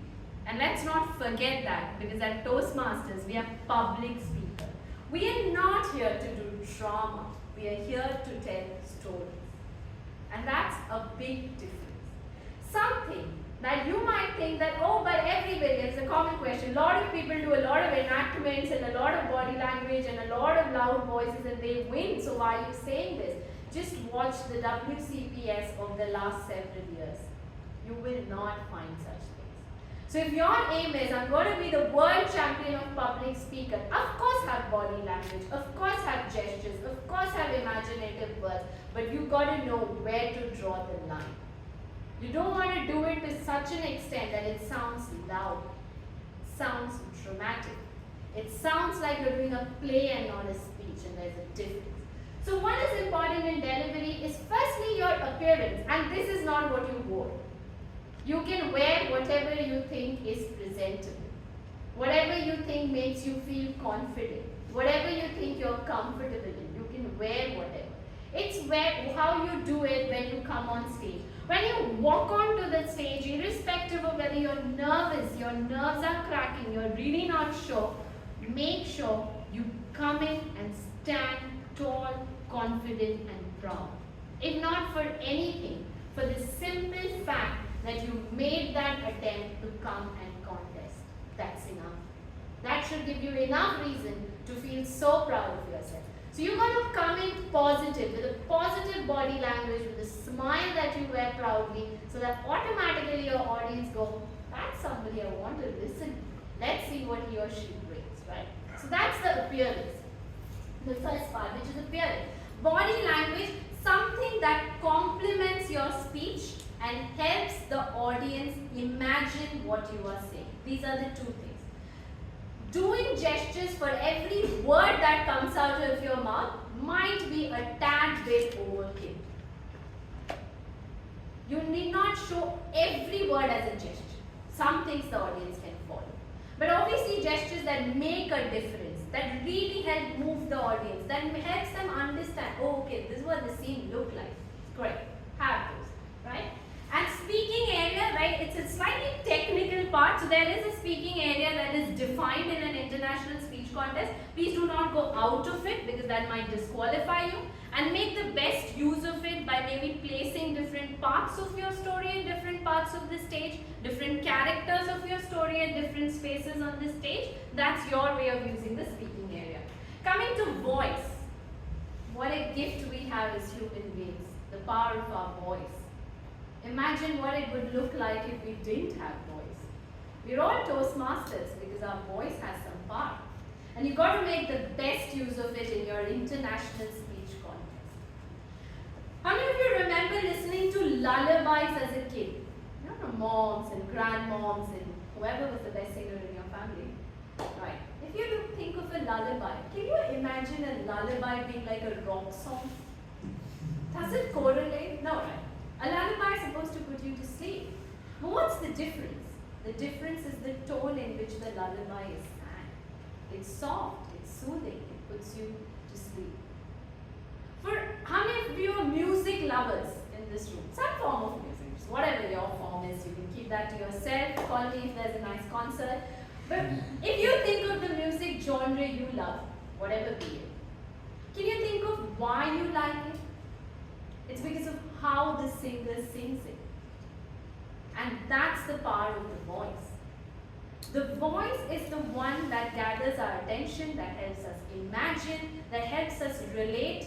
So when you deliver something that's emotional, our general tendency is to soften. Why? Because if you very loudly say a fact that is hurtful, audience may not feel the pain of it. But if you softly say it, it lands. I feel it. So that's the power of your voice. Make the best of it. Do not look, I would like to bust one myth. You need not be loud throughout your speech, afraid that the judges might miss hearing. They are listening. Let's trust that. So have that tonality. You can be loud sometimes, you can be soft sometimes, you can go a little emotional sometimes, you can go excited sometimes. Let's not shout on the stage, but let's make the best of our voice to tone it so that the audience can feel the experience. It's like watching a movie at the best theater possible because the sound effects are just brilliant. That's what your speech can do, right? So that's your voice. Manner. If you are not convinced that your speech is the best speech in the world, there is no way the judges will be convinced. You got to believe that yourself. My story is worth it. It should go to the World Championship stage and the world should hear it. You have to be convinced first. That is your manner. The minute you come on stage convinced that, oh, this is the story, you will tell it with conviction. You will acknowledge the reactions coming from the audience and you will live your speech. And that is why, fellow Toastmasters or guests in the room, one thing that I always say in all my sessions, please do not fake on the stage. If you respect the stage that you are standing on speaking on, please do not fake. Tell about a story that you believe in, that you're convinced, that you've lived, and that you think has a learning.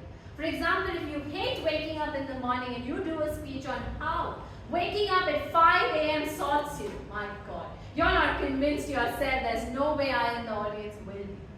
So do a story that is your own, that you fully believe in, and then the manner will fall in. Quickly covering the last bit, which is language. Now, fairly less amount in terms of scoring, 20.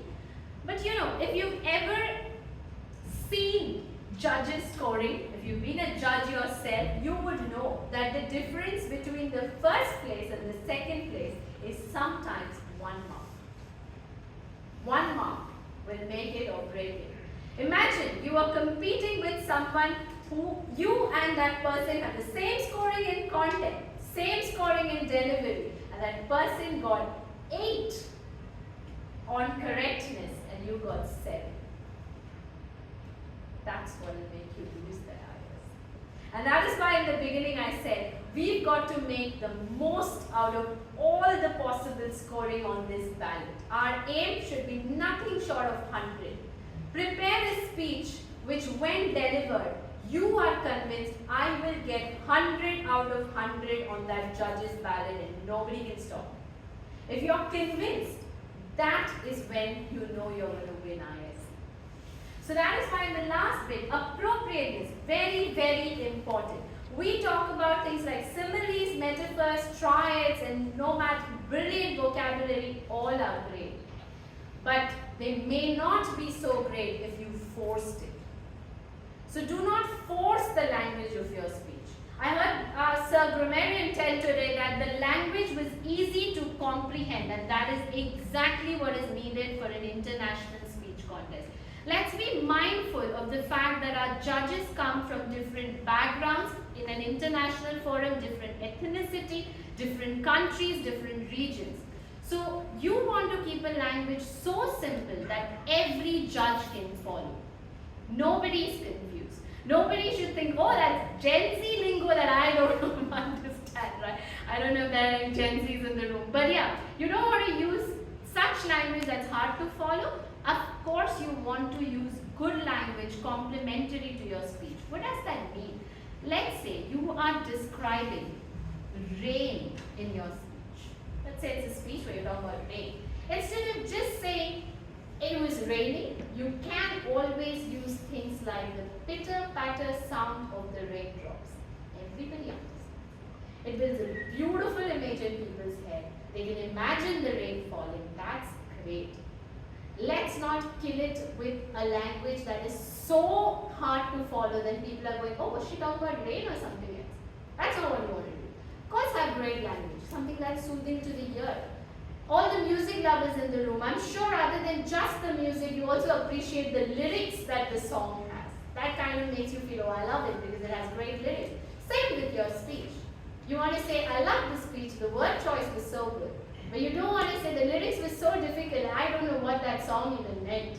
That's not where you want to go to, right? So have appropriate one. And lastly, correctness. Easiest category to score on the judges' ballot. Literally, in today's technology-driven world, everybody can get a 10 on 10 on that. It's not tough.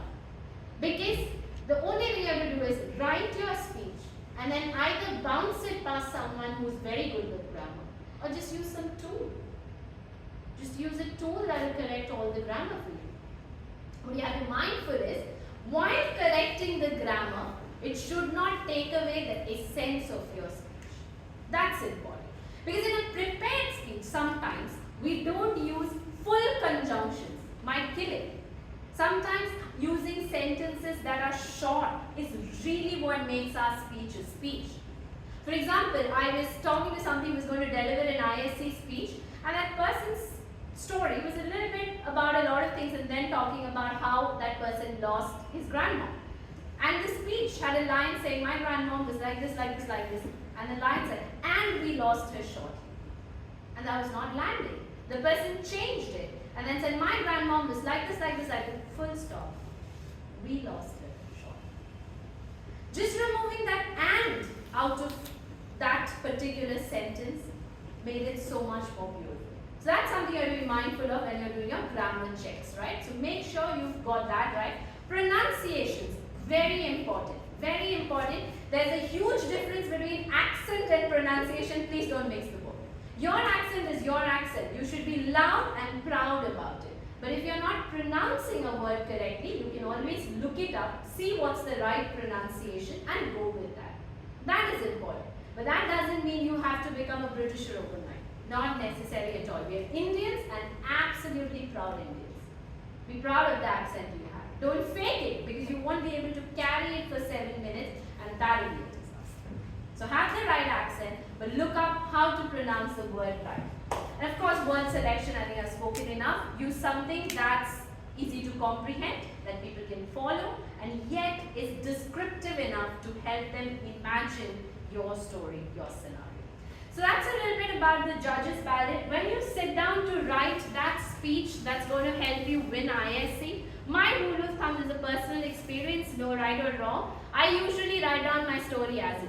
Whatever is my story, whatever comes to my mind, I just pen everything down. Sometimes they land up being 1,200 words.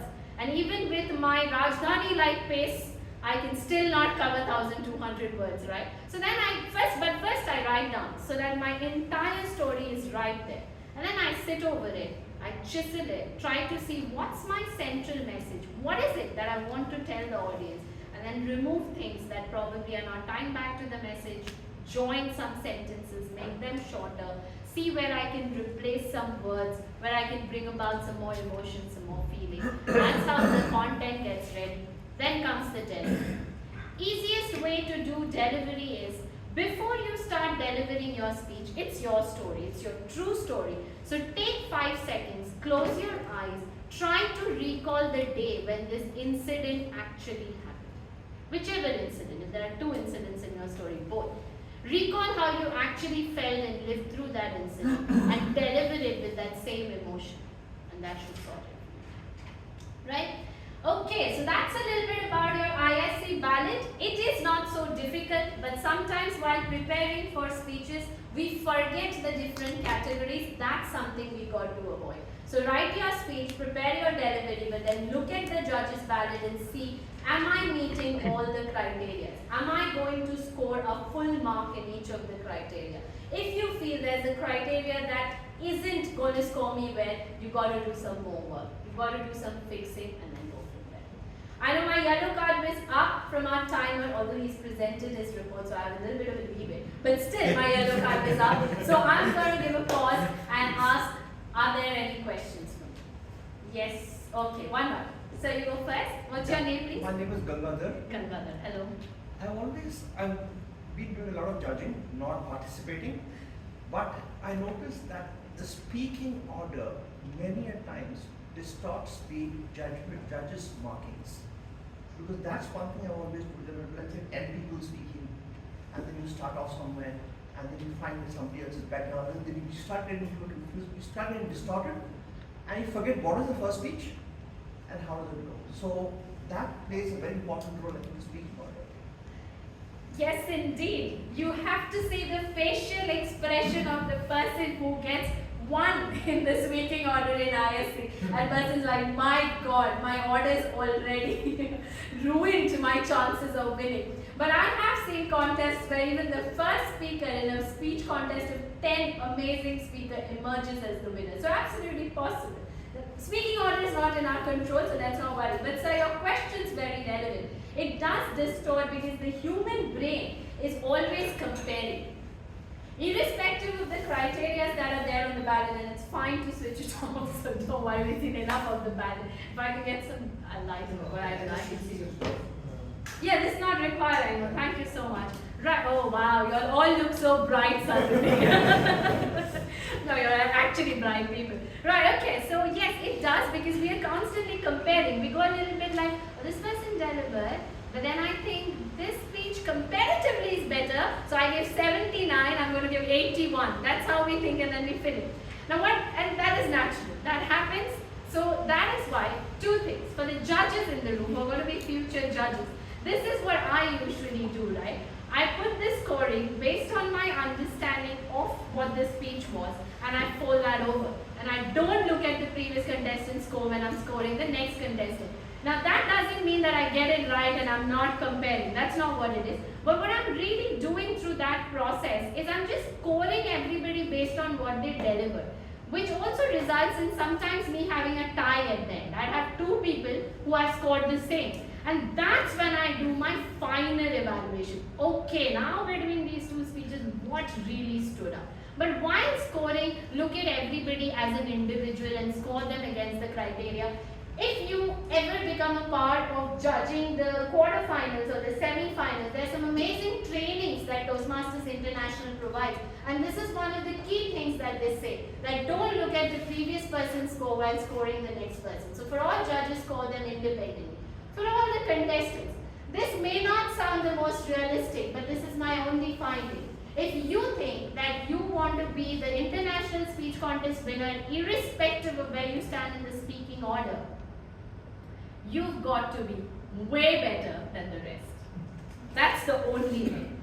You've got to have a difference that's not 1 mark, but that's like 50% better. That's how well you've got to prepare and go on stage, so that you set the benchmark so high that no matter who comes after you will fall short, right? And also, for judges in the room, another thing is we have a habit where we go speech value, first person, okay, I'm going to give 18. I think that was a solid speech. And then the next person comes in like, oh, this speech is good, but not as good. I'm going to make that 20 and make this 18. So please judge as a holistic speech as much as possible, so that you're not making changes based on how the next speakers did. Because at the end of it, we all use our judgment. That's why we are called judges, right? But let's try and follow the methodology as much as possible. But for contestants, put in everything it takes and be so good that no matter who's judging in the room, you'll still win. That's the only solution, right? Thank you, sir. No. Same question? No, you covered it within Oh, I covered your answer. My God, let's go. What was your question, by the way, Mari? I mean, it was like the order of the speeches. No, everybody's concerned. Well, yes, I have been on both sides of the curve. 8th speaker and first speaker, both. So I think I've experienced both. What's your name, by the way? Abhinav, right. Soumya. Something with S. Yes, Soumya. So you mentioned about this voice modulation, right? And when someone is talking continuously, sometimes your voice gets stuck and you'll not be able to talk. I mean, generally I have that issue. So, what kind of methods like we need to use to keep that voice going on? Yes, that's amazing, right? Of course, gargle well overnight. No, of course do that. It's good to don't eat ice cream the day before ISC, right? But apart from that, yes, you're right. 7 minutes keeping a voice that gets the entire audience hooked in is a tough job. And that is why, Soumya, a good strategy to use is when you write your speech, try to write your speech in a manner where there are certain areas that absolutely need you to make the full of your voice. Like you got to go loud, you got to go excited, you got to go powerful. But then that's balanced by certain segments. That's more like a neutral tone will do it, or a low tone will do it. Especially because you're saying that sometimes you feel like it's a little too much. You've got to intentionally write scripts that give you that avenue. So when you're writing, try to avoid writing a script that has 2 minutes of constant excitement. It'll be tough for you to pull up. You want to write something that's got 1 minute of excitement and then a minute or 30 seconds more like where a flat tone or a neutral tone will do, and then again you bring it back. That serves two purposes. Obviously, if you see singers who are also performers, like say Shakira, who sings and dances both, you'd see that they always say that they do it in such a manner that they can catch a breather in between the songs, right? It's the same with speeches. We want to catch a breather. So you write your script like that. It obviously helps you catch your voice back, but it also helps the audience. If you're constantly going at a high pitch, right, there's a high chance that after sometimes the audience is like, oh, that's too much. Can we get some rest? So, if you bring it down and then go up, your audience is also moving with you and you're not losing the attention of the audience. So when you go low, people are like, okay, what is she saying? And then when you again go high, they're like, oh, okay, that's what she said. So you know that helps you keep the audience going. But that's your script writing. It's just not about writing the story. It's about writing a story that helps you make the most out of your body language, your stage, your voice, and that allows you to play to your strength. That's what your script has to be. No problem. Anything else? Yes. Oh, yes. 2. Okay. 1, 2, 3. Shashank, my red card's up, but can I take like 2 minutes more? Yeah. Permission granted. You start. So all the parameters mentioned that made sense, but the speech value one, I feel it's more subjective for the judges. Some may feel it's valuable, others might feel it is just only. Yeah, of course. What's your name? Srinidhi. Oh yeah, of course. Srinidhi, the art counter who was very quick. Yes, I remember that one. Okay, right. Srinidhi, yes. If you read the Toastmasters guidelines, it does mention for speech value that this is a subjective category. That is what it says. Now, how do we ensure that it is valuable to whoever is judging my speech is to keep something that's just universally valuable. Like for example, a lot of universal emotions came back. Pick up to Rashi. Is that Rashi? Yes. Rashi said parents. And sir, what was your name again? Naveen. Naveen said caring. Now caring for parents. There cannot be any judge under this planet who feels there is no value. Why should I care for parents? Have you ever come across somebody like that? But you want to try and make it as easy as possible so that everybody finds a value. Litmus test for it. Try with somebody who's a kid. Is the kid able to follow your message and go like, oh yeah, that's what I learned? Try with someone who's a non-Toastmaster. Try with a homemaker. Try with somebody who hates Toastmaster. If all of these people find value, you know you're on the right track. It is subjective. There's no denial. I'm not going to sugarcoat it. That's the truth. But you want to bring about something that nobody can deny but agree, yes, there was value. That's the only way to crack it. ISC is competition. So we got to bring our A game. So, right. Okay, then it Pradeep, right? Yes. Oh, well. Yes. Are we allowed to use props like PowerPoint presentation? Oh yeah, okay. Thank you very much. So in speech development, there's a small criteria called support material. That's there. Now support material technically are your props. So are you allowed to use props? 100%. Absolutely. You can use any prop. If you use a PPT, it counts as a prop. Yeah. So that is why just be mindful of that. Now what do you want to keep in mind for that props though? Is you don't want to bring a prop that might risk your speech. Which is hard to handle. Which is the chance of tripping off. Which might trip you off. Like you bring a PPT and the clicker doesn't work and then you have to tell us, can you change this? And that's a distraction. So you want to bring a prop that will just naturally fit into your speech and will cause you no trouble at all. Also try to use a prop that does not restrict your hand movement. That sometimes is a problem. So you want to keep a prop that's like so free. Maybe a prop that fits in your pocket and you can slide it out easily. So a prop that is easy to handle is enough. Now for everybody else, is a prop mandatory? No. It's not. If it naturally adds value to the speech, elevates it, makes it look fantastic, go for it. But otherwise you can go, if you're still having a solid speech without a prop, works. I didn't have one all through my journey.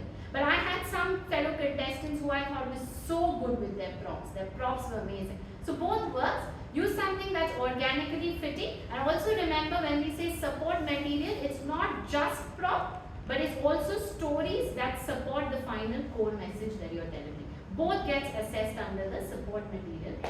Right? Thank you, Pradeep. Yes, Chidan. Is that not his name? Yeah, okay. Sorry. Humor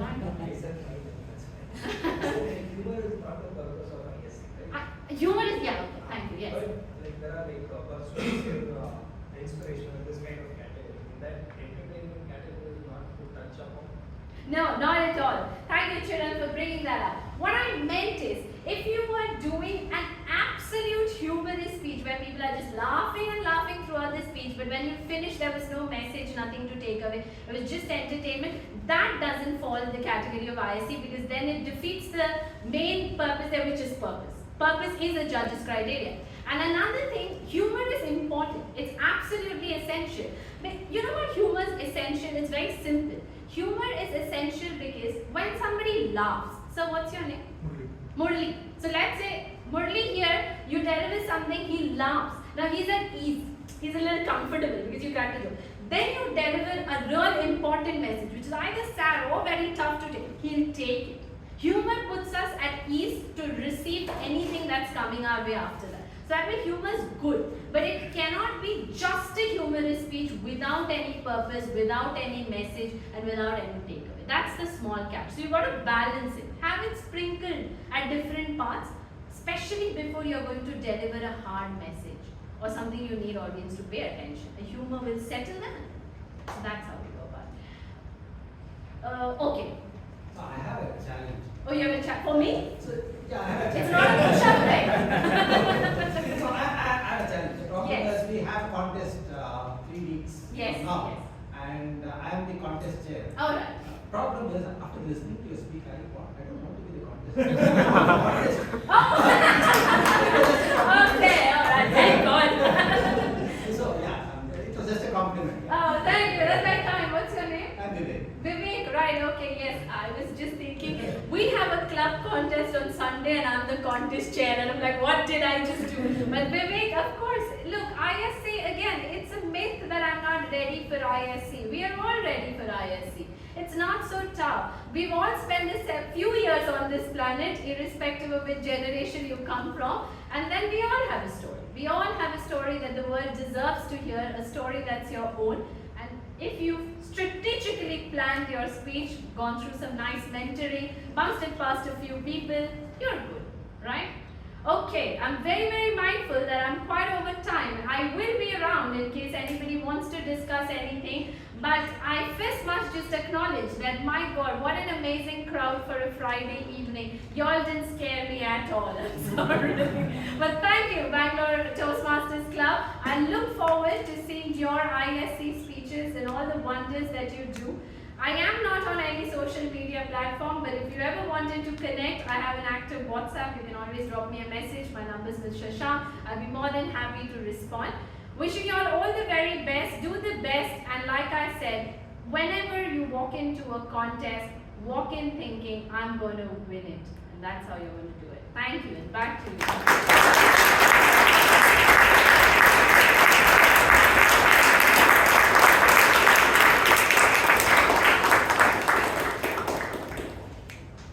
What an insightful and eye-opening session it was. Was it? Yes.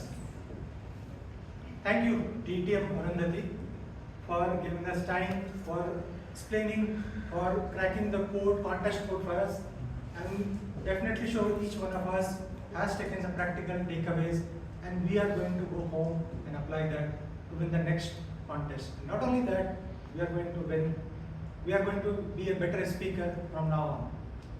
With that, I'd like to thank you again for your time, and ladies and gentlemen, please one more round of applause for her.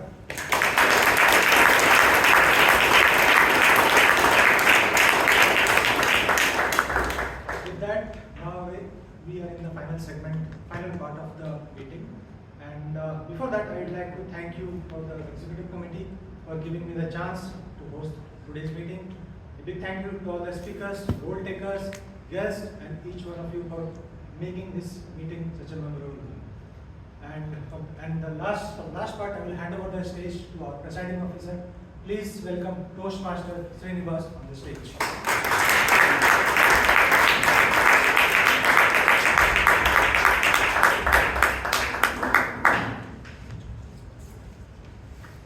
We have an announcement. Our club level international speech contest and evaluation contest has already been scheduled on February 20th, and I request all the eligible contestants to enroll your name. Our contest chair, Toastmaster Vijay, already been shared the details in the WhatsApp group. My request, our founding president, Toastmaster Robinson D'Souza, on stage.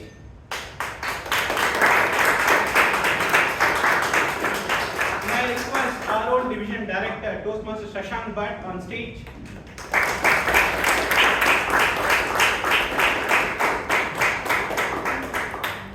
My request, distinguished Toastmaster Arundhuti Basu, to join us here.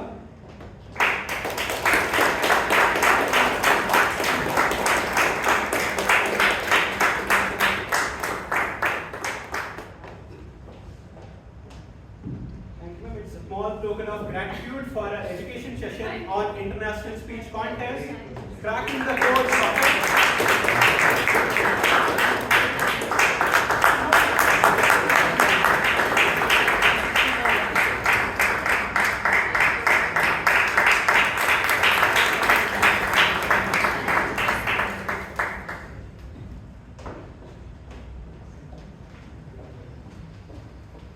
Moving on the awards for today's meeting, the Best Auxiliary Role Taker Award goes to our grammarian, Toastmaster Jacob Eapen.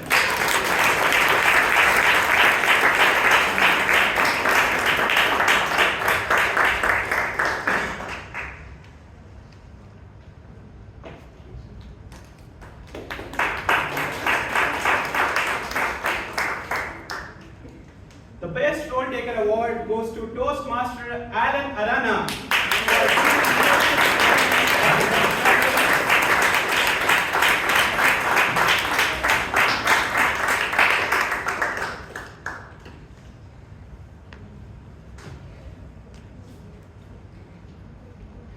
The Best Evaluator Award goes to Distinguished Toastmaster Vijay Anand.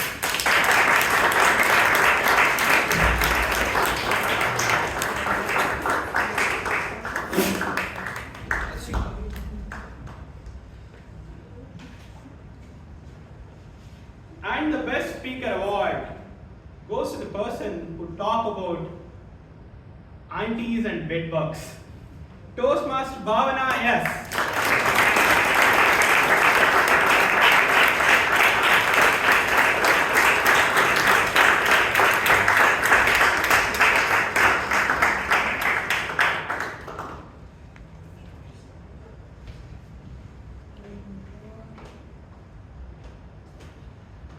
May I request our guest to meet Toastmaster Balakrishna Rao outside the hall to discuss more about Toastmaster and joining Toastmasters after collecting the snacks. Now, I adjourn the meeting number 1513. May